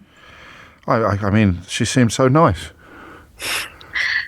You know, it's quite shocking, really, isn't it? It is quite shocking. Well, have you had any response from her, or indeed from the chairman of the Conservative Party, Greg Hands? Not yet. We sent him a message this morning to let him know what we've found and asking for a suspension and investigation, and ultimately asking that she is removed as candidate. Because, I mean, the shocking thing about this, she hasn't hidden these views. Anyone can go through her likes on Twitter and see this. But no, they've been quiet. I noticed another one, actually. I don't want to make light of it, but I did used to work with the fella. But Matthew Thompson, now at Sky News, then at LBC, she apparently described as a virus. Why was that? Can I ask? Not entirely clear, to be honest. Because she has a history of going after journalists. She went after Sam Coates, I remember, at Sky as well, and used that hashtag scum media, which is another favourite little tactic of the very far right, isn't it? Yeah, on both sides of the Atlantic. I think this is what's concerning about these tweets. Not only are they racist, which is concerning in itself, but there is an undermining of democracy here by attacking the free press, by accusing your opponent of election fraud. It's a far-right tactic being used by a mainstream candidate, and that's why it's so concerning for us. What prompted you to look into it? What were I presume you were bombarded with them, but was there a particular clue, a particular reason, an entry point to trawl through this filth? I mean, unfortunately for Susan Hall, this isn't the first time it's happened, and so she's somebody who would be on our radar, like any candidate would be from any party. If we see that they're starting to share stuff that we think crosses that line, we will investigate it. Back in 2017, Susan Hall deleted all of her tweets. So wasn't that because she was vile about someone on a reality television show? Gemma Collins from Towie, who was a sweetheart. Yes, she was fat phobic about her. And also, there's just general stuff that's happened before. I think that she's someone who's been on our radar because she's crossed a line, and that is true of any candidate, right? If we see kind of activity that we think is inappropriate, that we think undermines democracy, crosses a line in terms of racism, homophobia, then Hope Not Hate is there to investigate. And unfortunately, it's been her this time. And, well, can you keep us posted if you get any response from Greg Hands? He seems to have an awful lot of time on his hands because he's never off Twitter. So presumably he'll be well aware of why Susan Hall and indeed Enoch Powell are currently drawing a lot of attention on that platform. Georgina Laming, thank you, campaign director at Hope Not Hate. Quick reminder, it's always helpful to remember this. Enoch Powell pops up quite a bit in my new book, actually, I should say, because there are, and this would fit very neatly with the reasons why. Because I think until relatively recently, everyone was agreed that he was beyond the pale. He was persona non grata. It would be the BNP, for example, or the National Front. Or I'm afraid to say it would be the out and proud racists that were admiring of Enoch Powell. But then, of course, along came Nigel Farage, who reintroduced that kind of thing to the mainstream and continues, of course, to have his tummy tickled on all manner of media outlets, despite being an avowed admirer of Enoch Powell. Has been since he was a schoolboy. Oof. It is 11:56, and back to the story of this. Well, just a simple question of how this happened. T's in South London. T, what can you tell us? Hi, James. First-time caller. Welcome. I mean, I think one of the main issues is lack of training that officers are seeing nowadays. Really? It's like I'm not in the police force. I don't imagine I ever will be. I wouldn't need any training to know that this shouldn't be done.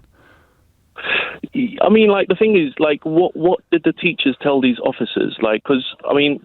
Well, they told them that they thought they could smell cannabis, but they'd searched her and her belongings and they hadn't turned anything up. I mean, like, from experience, like, the last thing a police officer wants to do is a strip search, because it opens unless you up for a lot of complaints. Unless they're trying to deliberately humiliate the suspect. I mean, like, nowadays... What's your interest? Are you a copper? Are you in the force? What's your connection? I used to be. So are you trying to defend the police officers? Because if you are, I'm here for it. No, I'm not. I mean, like, on this particular occasion, it's like, it just seems to me as if newer officers gone to a scene, have been given some information, you have to do this, and that. And, like, when officers... But they didn't clear it with a supervisor, so they categorically haven't been told to do it from above, you see. Exactly. So lack of leadership is also... Well, we've got lack of leadership, we've got lack of training. How about these coppers are just wrong-uns who should never have been allowed anywhere near children, let alone the uniform? Then again, then you have to ask yourself, why are there police officers? Like, how did they pass? How did they get to that stage? Well, I mean, I will ask that when I know all of the details, and I can certainly nod towards that question now. But right now, I'm kind of wondering why. Well, we're doing the whys. Why are you kind of making excuses for them, man? I mean, it's not as much as making excuses. It's just I think they haven't had the training, they haven't had the right leadership. Would you have needed training or leadership to know that strip searching a 15-year-old girl and ordering her to remove her period product was just a sort of don't go there territory? No, that's not something I agree with. No, not at all. Good. But I mean, I think maybe more can be done in training these officers.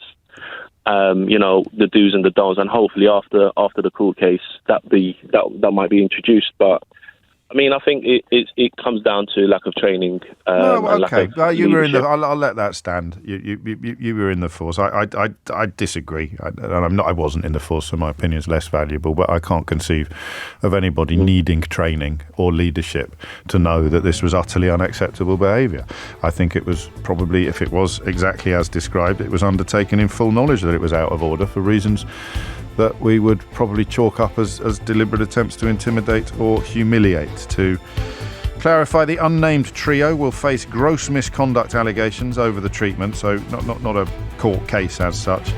And they are accused of carrying out a search that was inappropriate, that child Q was discriminated against because of her race and sex, and that having no appropriate adult present and not seeking authorisation from a supervisor also constitute offences. The officers could be sacked if the allegations are proven, but if they want to come in for a kicking from the Daily Mail, then they'd have to dance for 20 seconds at the Notting Hill Carnival. James O'Brien on LBC. 3 minutes after 12, change of plan here. There was an interesting story in the Times about children not being taught to be obedient. We don't think obedience is as important as we used to do. But I'm drawn instead to the breaking news regarding those so-called Bully XL dogs. One article I read this week told me that 65, I think they can be traced back to inbreeding among a particularly virulent and violent strain of the species. We talked earlier in the week about the plausibility of banning specific breeds of dog.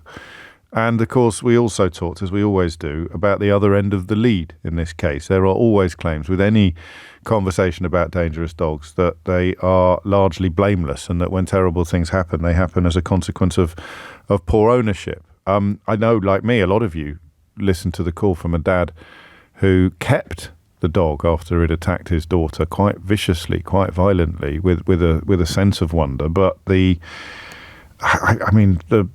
emotions involved in something like that are, I imagine, things through which you would have to go to have a proper understanding. So they're banning, or he's going to. I'll play the clip again in a minute. So I've got a couple of questions for you, and I think once again it will be a conversation that benefits from you having more knowledge than I do about the issue. But I don't think you need to be an expert to join in by any stretch of the imagination. We say, well, listen to the clip actually, because there's some words in it that I want you to focus on, and I'll tell you what they are once we've listened to it. The American XL Bully dog is a danger to our communities, particularly our children. I share the nation's horror at the recent videos we've all seen. Yesterday we saw another suspected XL Bully dog attack, which has tragically led to a fatality. It's clear this is not about a handful of badly trained dogs. It's a pattern of behaviour, and it cannot go on. While owners already have a responsibility to keep their dogs under control, I want to reassure people that we are urgently working on ways to stop these attacks and protect the public.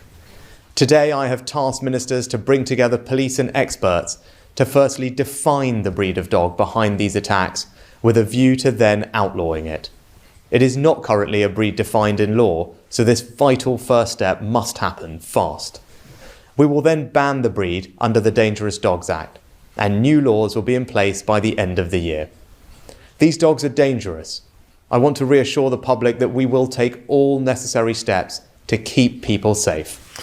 I don't want this to be an hour in which we criticise Rishi Sunak. We had plenty of that in the first hour. And so the temptation to accuse him of jumping on a bandwagon or having a knee-jerk reaction, if that is your view, then you're going to have to make it evidentially, not just because you don't like Rishi Sunak or you don't like the Tories.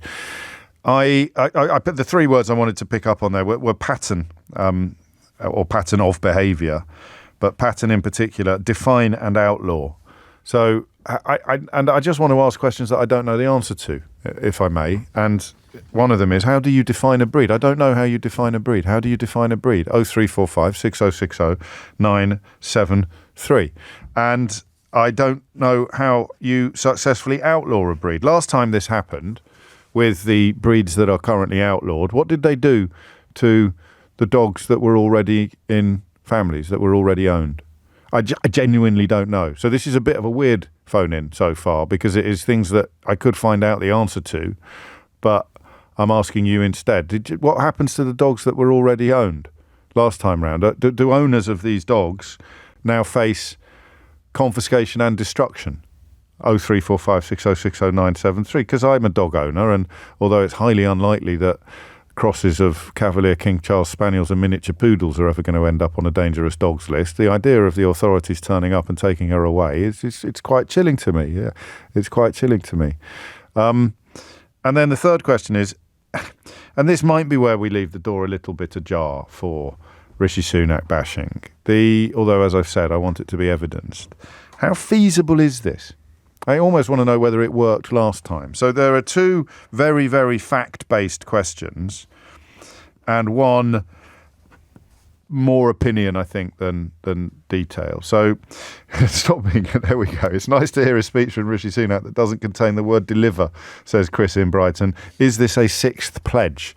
I'm not sure you're taking this quite as seriously as you should, Chris. And I would stress, I'm not criticising Chris, that, you know, although we may manage to have some moments of levity in this conversation, it is prompted in part by, as the Prime Minister said, by another fatality. This... Again, in the West Midlands, actually, happened yesterday afternoon. The victim taken to hospital and subsequently died. So how do you define a breed? That is just something that could almost be on Mystery Hour. But I don't know the answer to the question. You might do. If you do, call me and tell me. How do you outlaw a breed? Does that involve destroying all the dogs that have been defined in current ownership? And then finally, how feasible is this? Well, actually, finally, is this the right thing to do? So we bring into that the feasibility of it, the morality of it, and all the rest of it.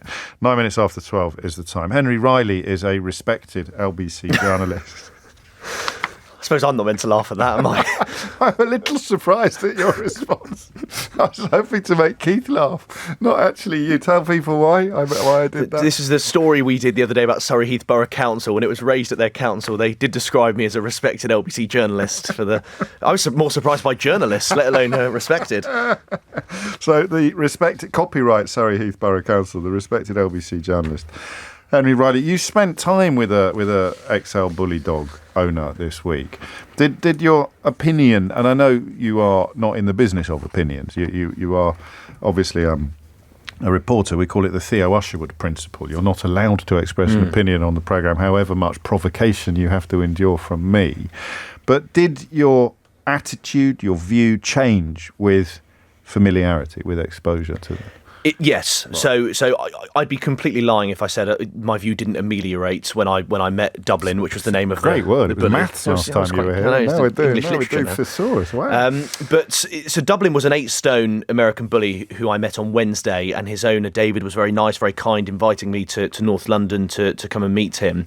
And the first thing that happened when I got there, and I'd say I'm a dog person normally, but this huge dog ran towards me, and of course I was slightly nervous, and he was very clear before the owner David that he was very friendly, and he jumped up on me, the first thing this dog did, but he was nothing but friendly. And so I appreciate I'm not speaking for all XL bullies or whatever, but it was very friendly, it was very calm. I mean, there was quite a funny moment, James, where after it ran up to me, it instead decided to lie on its back and sort of ask for a tummy tickle in that way dogs do. So it wasn't this sort of, I was going with expecting to have expecting to be slightly concerned, and that certainly didn't happen. And when you say big, how big?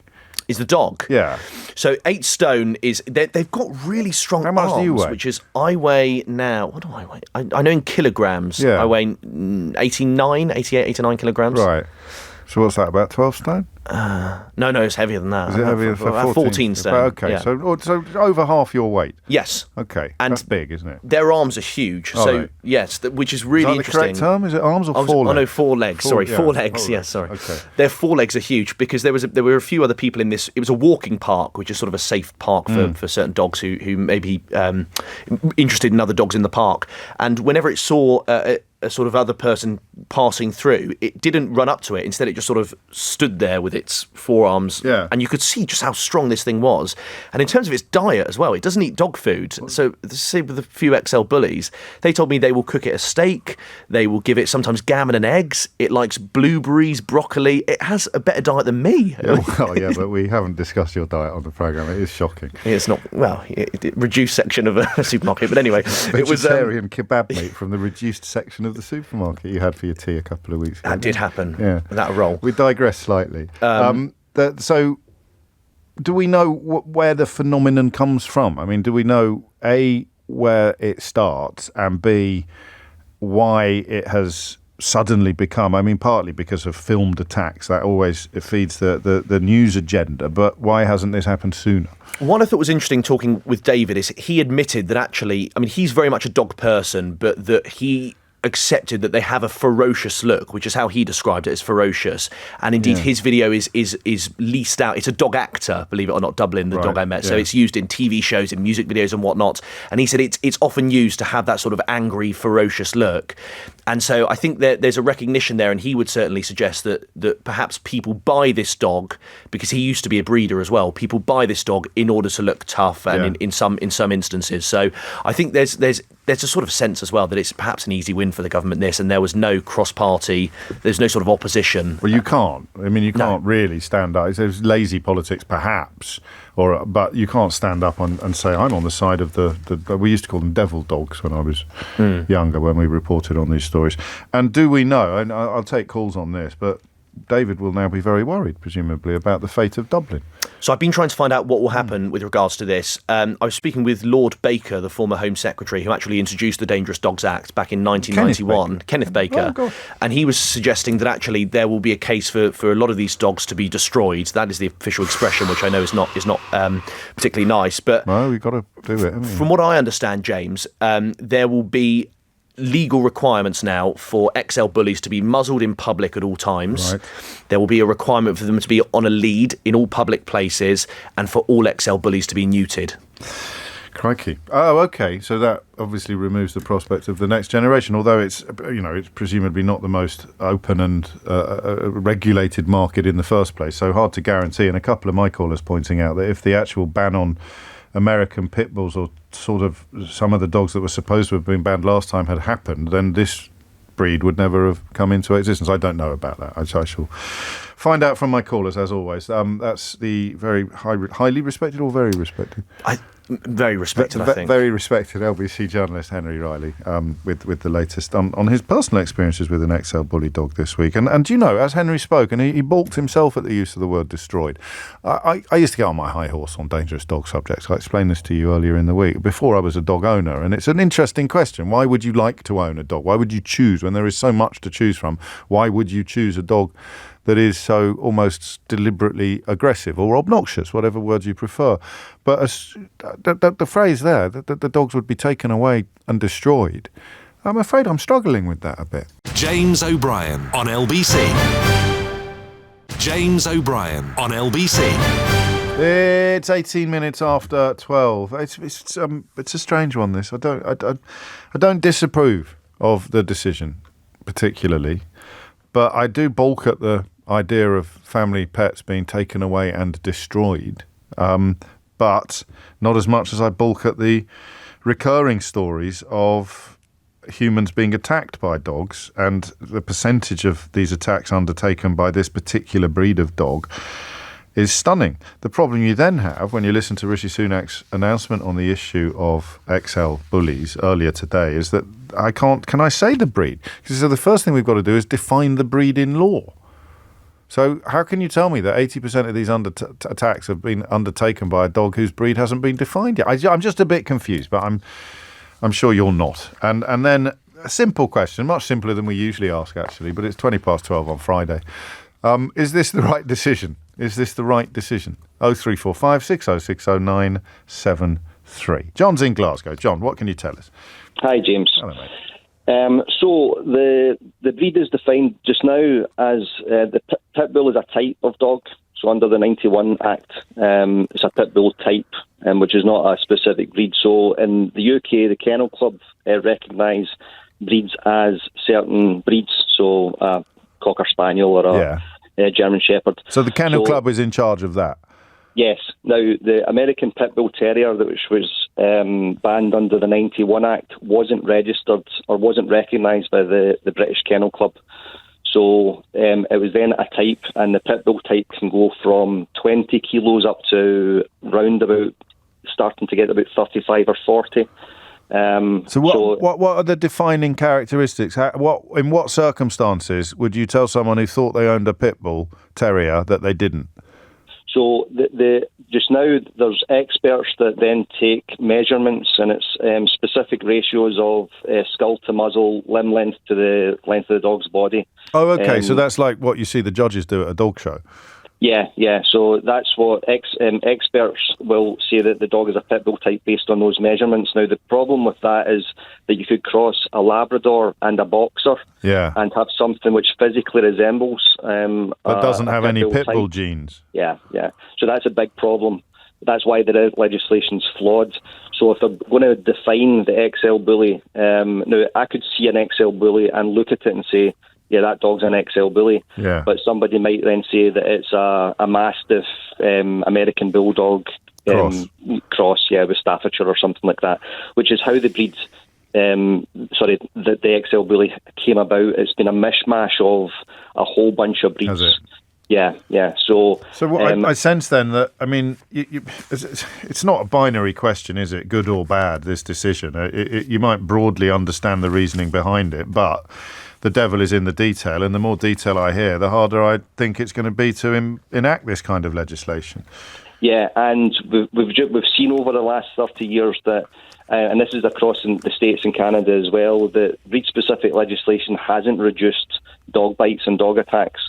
So they went from, you rarely see, not as much as you maybe would have, but you tend not to see pit bull types. But they then just, the people that like these type of dogs then just gravitated into XL bullies. So if we ban an XL bully just now, it will just be in 30 years' time or in 20 years' time, we'll have the same conversation about something else. I want the most vicious looking and violent dog I can find. And I can't find this one because it's been banned and they've neutered all of them, so I'll find another one that will be legal until it isn't. Yeah. And a lot of it is cultural. So the rap videos and, just as you were explaining about that dog actor, this stuff in popular culture then leads to young men usually going, I want a dog that looks like that because it gives me status and So what do you? I mean, just in your personal view, what would you have done if you were Prime Minister? Just left it alone? I don't know. So I'm a professional. I train dogs for a living, and for the last 15 years. And I don't know. I know that breed-specific legislation isn't the answer. You do believe that? I do think that, because of the difficulties and the details you've just described. But then equally, there's a non-biological urgency here, because every time there's an attack and the politician hasn't done anything, it's a black mark, isn't it, in a way? Yeah, absolutely. Yep. Yeah, but I think it's about education of owners, but proper education of how do you train a dog properly, how to be a responsible dog owner, the training methods that are used, and on and on and on. And that's a massive topic in and of itself. Yeah. We would start to resolve it with education. So is that dog suited for your lifestyle? Can you provide that dog with its needs? So if you take one of these dogs and neglect it, give it no physical outlet for any of its energies or natural abilities like playing tug or searching for toys and things like that, the dog might just be bored out of its mind, so then creates its own so this is going to be tricky. This is probably the beginning of a new story rather than the end of the last one. Yeah. Thank you, John. That's and would it involve, outlawing the breed if they do somehow define it, and the dogs that fall into that criteria, your reasonable quibbles about why it would be imperfect notwithstanding, do they then just get taken away and destroyed? So I was a police officer before, so I learned the legislation. Were you in the dogs? Were you a dog handler in the force? No. Okay. Everybody asks that. Well, it seemed a logical progression. But sorry, I know. for being so boring, John. Not at all. I'm sorry, my questions are so predictable, mate. No, not at all. Go on. So it used to be, certainly under the 91 legislation with the original, so there was 4 breeds that were outlawed. There was only 2 of the breeds there was no examples of those dogs in the country anyway. And the Japanese Tosa dog, there was 1 which was in the country that was like 14 years old or something. Yeah. So it was mainly the pit bulls, and what they did with them, they had to be muzzled and neutered and leashed in public. And the other part from that was that they were incapable of being further rehomed.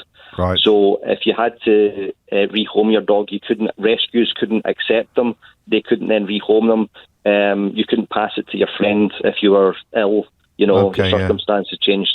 So at the time, those dogs weren't destroyed, but they basically just had to remain in the home that they were. But it didn't work, and it didn't work because we see what has happened. No, I hear you. Thank you, mate. That was really, really helpful. Actually, one text that my sister actually points out that insurance companies seem to have figured out how to define breeds, because there'll be some breeds that you can't get pet insurance for. Yeah. So but it will be imperfect, as you say. 12:25 is the time. So XL Bully owners possibly not yet.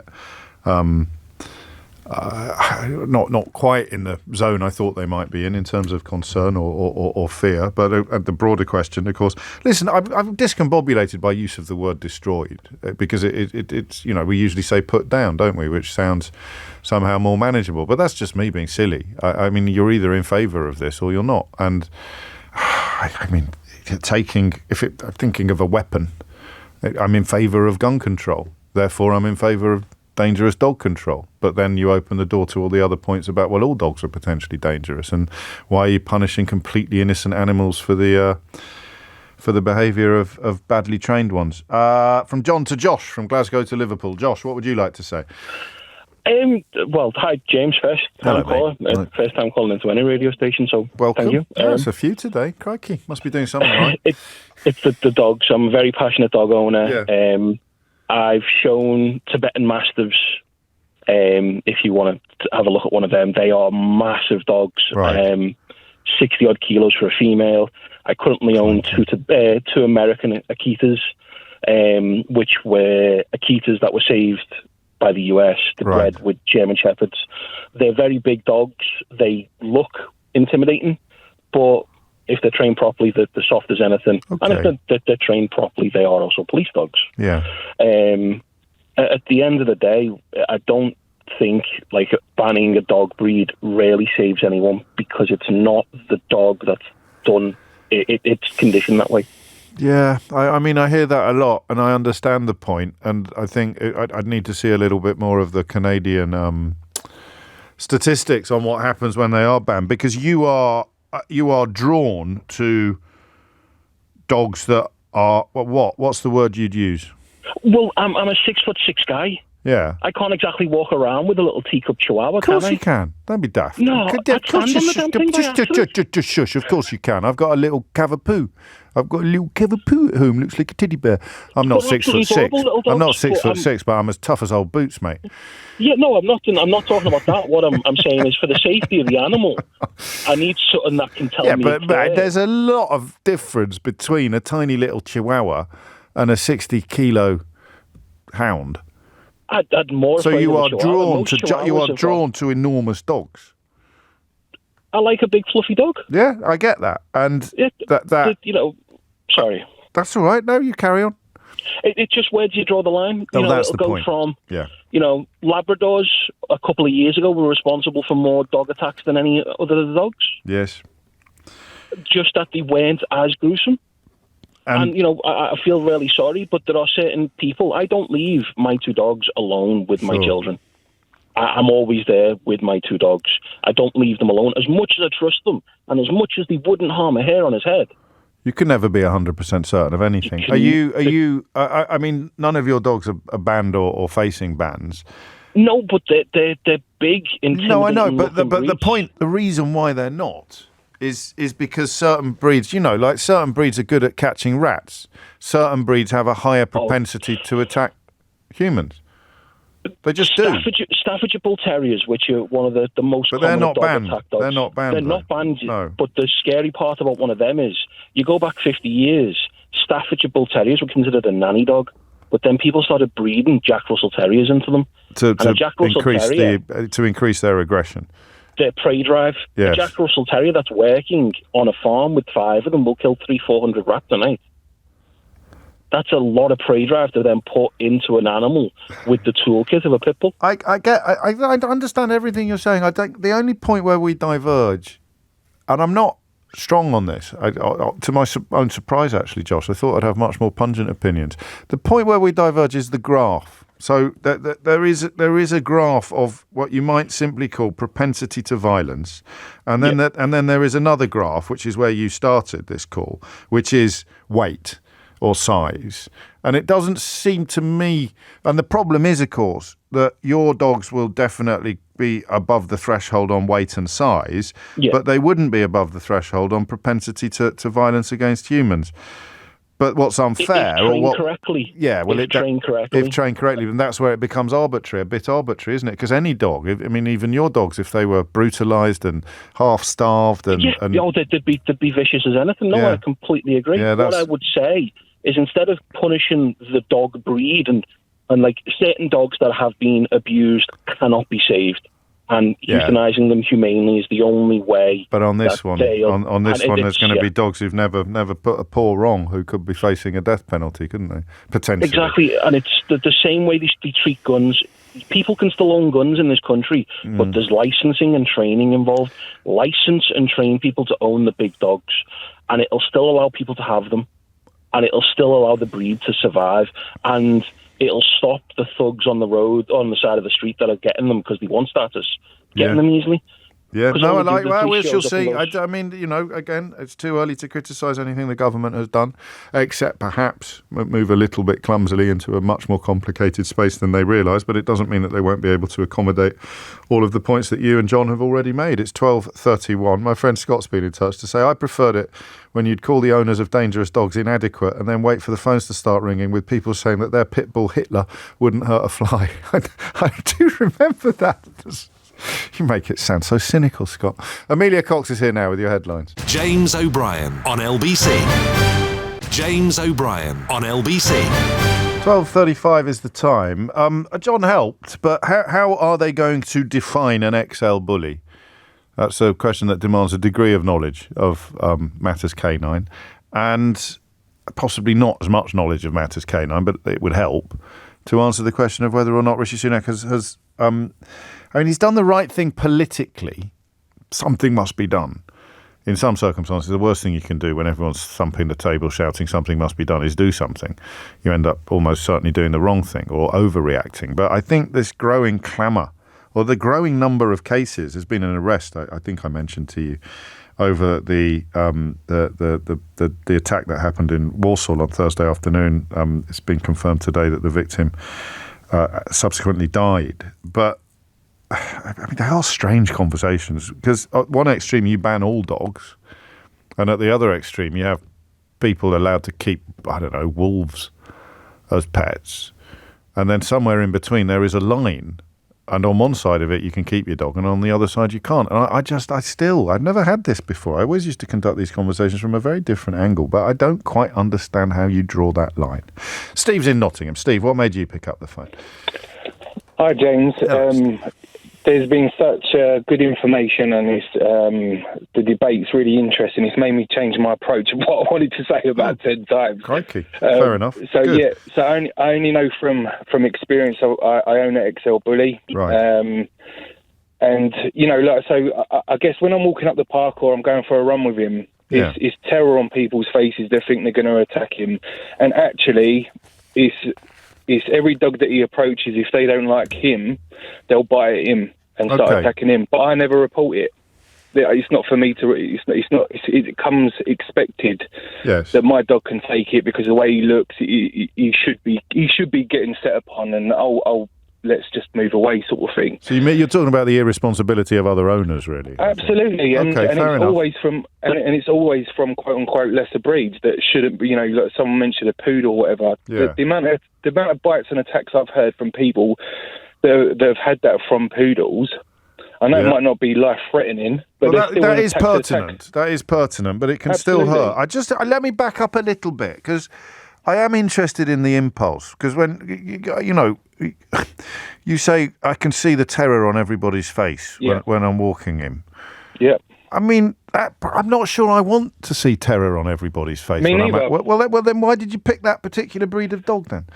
So, first of all, it's other people's ignorance, isn't it? So they don't know the dog. Well, but we're talking about me. I'm an 18 stone. Fair enough. But there are a lot of dogs you could have chosen that wouldn't have. And part of the reason the terror is there is because of all the stories about attacks. So it's not just ignorance; it could actually be knowledge that is making them spooked. So what's interesting? That's the circle, isn't it? So you get a story, then your story's a story, then that dog's going to look at someone a certain way, and then it correlates with the story. Yes, I think that's true. There's an element of chicken and egg here, isn't there? An element of chicken and egg. If we hadn't read all the stories, then we wouldn't be as scared of the dog. But then equally, if the dog hadn't got a propensity for attacking humans, we wouldn't have read all the stories. And of course, it's the size of the dog that makes the attacks more dangerous and more therefore more newsworthy. That was going to come on to my other thing. So my dog is powerful, but I chose this particular breed. I had to put my dog down, which was a staff prior to him. Right. I had to put him down. He got cancer of the nose, actually. He was during lockdown. Yeah, it was awful. Yeah. So I wanted to bring another family dog into my home, and like someone else mentioned, they're made up of 5. The lineage is made up of 5 different bulldog, mastiff, etc., etc., etc. And I can honestly say, so when I brought him in, I got 3 cats. I had chickens at the time. He didn't eat them, by the way. But I had chickens at the time. And, it took 18 months. He's the hardest dog to break.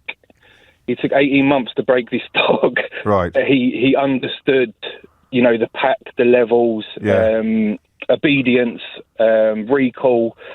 So there is potential, if they're not raised right, there is potential, you can see it, that they want to be dominant because that's, I guess, what they're bred for, and all of them breeds combined, that's what they are.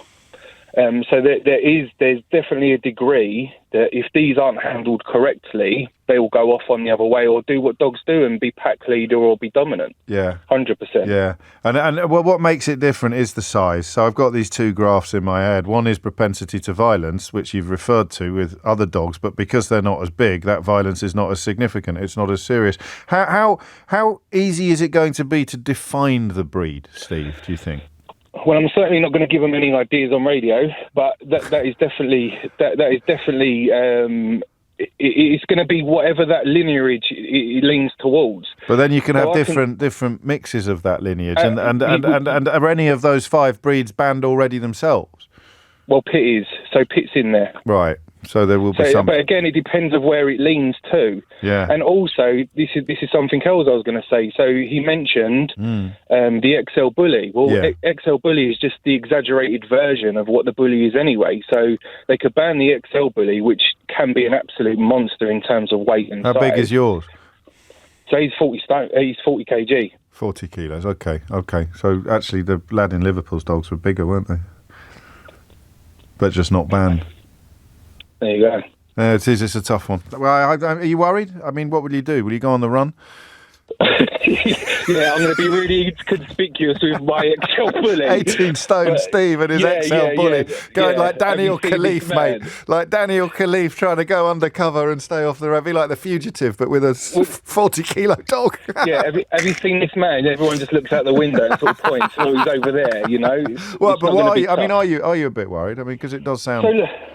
So look, you said something earlier. So you said the different, destroyed and put down. Well, put down's what you tell your kid for animal hospital, and he needs to go to a better place to get to be kinder. But ultimately, if they decide that this is what they're going to do, where have we heard that before? And they're going to steamroll and they're going to start saying that's what they're going to do. They're going to rip and take and destroy. Yeah. That's what they're going to do. That's what they're going to aim to do. And he wants to be seen to be doing something. But what about, I mean, just in terms of like not letting the perfect be the enemy of the good, if you have to muzzle your dog whenever he's out in public and neuter him, would you be all right with that?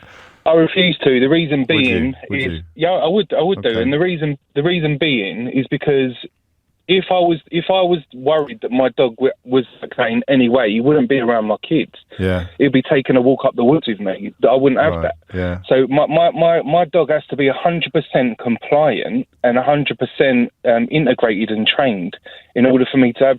So the other guy said you can't trust them 100%. I get that. I do get that. You should always be mindful. Yes. But if I didn't trust my dog 100%, why would I have him in the first place? I don't get that.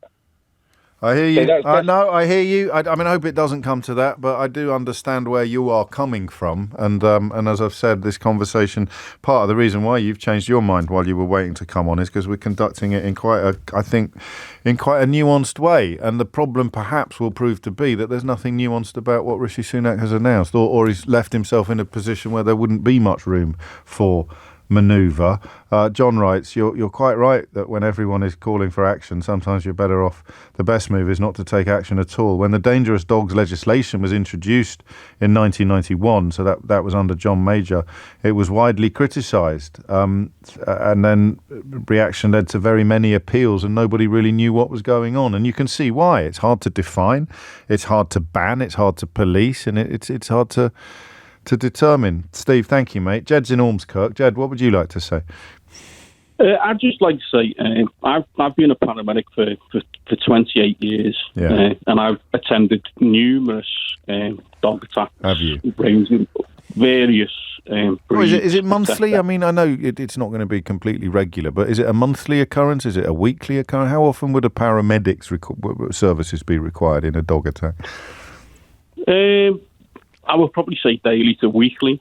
Really? Really? Yeah. Okay. Yeah. Varying from, sort of minor facial injuries of a little, yappy dog has bitten some.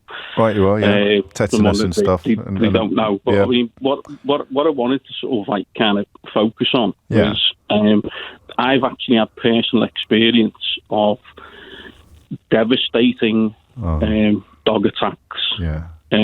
Quite widely reported. Right. Devastating dog attacks. The worst result. If people could see what myself and my colleagues have seen when we attend these most devastating of the dog attacks, yes, it would completely change people's perspective on stuff. I totally understand the idea that it's owners versus animal or whichever. But these dogs are, the weight of them, the power that they have, they're akin to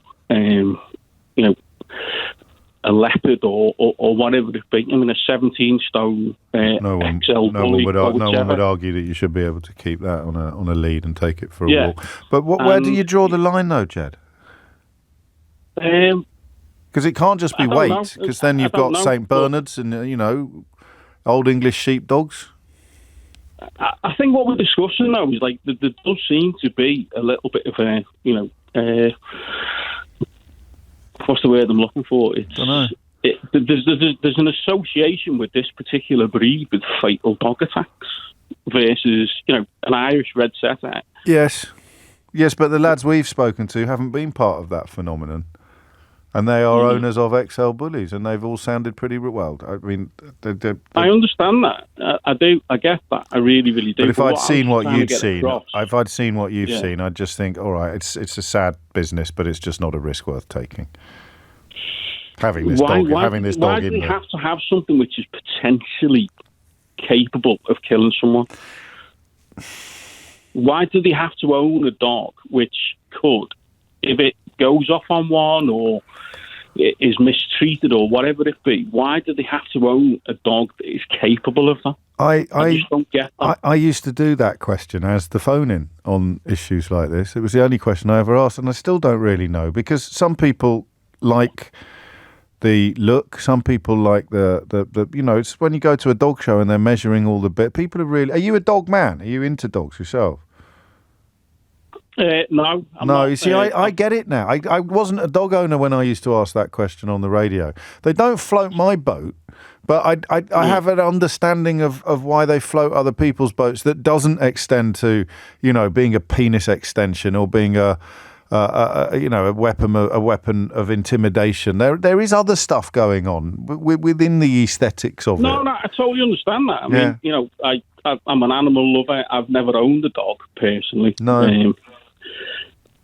But it is the question. If you bred out the breeds of dog that have a particular capability, propensity for attacking humans, then the world would probably be a better place. But people who own and love these dogs would not agree with that. Their lives, their worlds would be measurably diminished. Jed, thank you, mate. I'm sorry, and I'm glad you rang in, because I think it's all very well being nuanced and balanced, but the important reminder of the people who have to deal with the aftermath of these attacks is a crucial part of the conversation, I think. James O'Brien on LBC. James O'Brien on LBC. 12:51 is the time. A little word on this week's Full Disclosure, just in case you can't bear the thought of a weekend without me. Clive Myrie, who's written a beautiful book called Everything is Everything, and has written a remarkable memoir, actually. It wasn't intended to be when he sat down to write it, but ended up being a sort of love letter to the Windrush generation, but very much from the perspective of both observer, as you'd expect from one of the finest foreign correspondents in the business, and participant. Began life in Bolton, of Jamaican extraction, and ended up, of course, at the very top of the media game, and the lessons he's learnt along the way. That there's a sort of bookending to it as well. It's just a really lovely book, but it's a very special interview, a very, very enjoyable interview, and one that I know I always recommend, Full Disclosure, but that's because we choose our guests quite carefully. And very, very, very, very, very rarely do we regret our choice of guest. In fact, we've never really regretted it. But there was one interview I wasn't very pleased. I've done it again. Every time I say, there was one Full Disclosure interview out of the 100 that we've done or more, people start texting me with the one I thought it was, and I get really insecure because I go, no, not that one. I thought that one was really... No, not that one either. I thought that one was really good. So do not text me now with suggestions as to which interview it is I'm thinking about whenever I say that there was one I wasn't very pleased with. It just wasn't as good or as much fun as I thought it was going to be. 12:53 is the time. Back to the dogs. Victoria's in Edinburgh. Victoria, what made you pick up the phone? Hi, James. I wanted to weigh in a little bit on the sort of how we define a breed. Yes.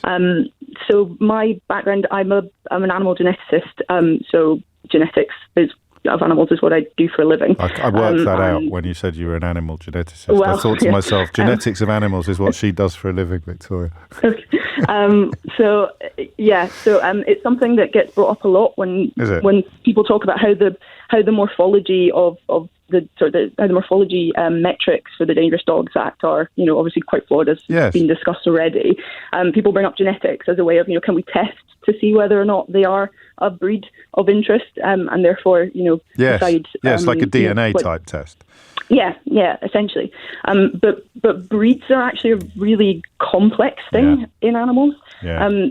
As some of your other callers have already mentioned, that different breeds can make up the kind of genetic history of another breed. So some breeds influence another breed quite a lot. Got it. And depending on how, whether or not it's what we call a closed breed, i.e. they only breed with other animals within the same breed, or whether they're an open breed where they've maybe there's crossbred animals that have come into that.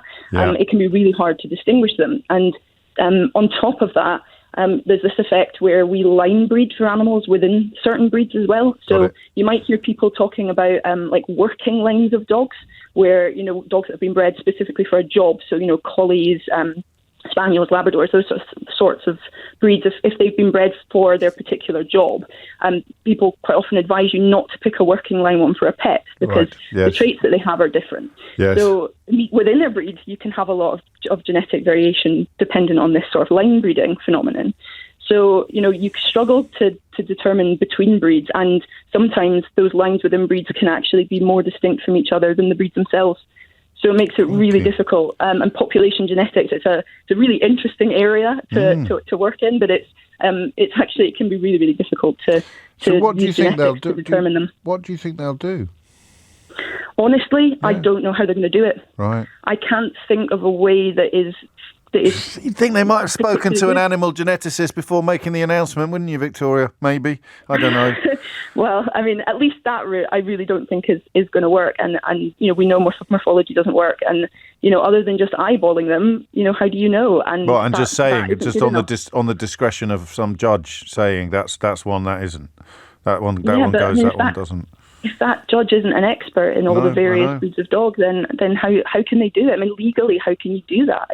It just is, there's no evidence for it, and it makes it, to me, completely unworkable. Oh, well, that was the fear. It is interesting to have it confirmed from a position of such knowledge, such scientific understanding, because of all the variables in place, essentially, isn't it? Yeah, it's without, and I mean, I'm not aware of any population genetic studies in XL bullies at the moment. I don't mean there aren't any, but I'm not. So there wouldn't be a template to compare them to yet, anyway. But it could. No, well, thank you. I mean that. So, what does your day job involve? What do you do? What are you working on today, if you don't mind me asking? I actually at the moment I'm doing a little bit of writing on a paper on inbreeding in horses and how it can lead to susceptibility to certain diseases, and therefore that kind of effect of certain lines can lead to susceptibility to disease that isn't just a particular. You have a mutation and it causes it.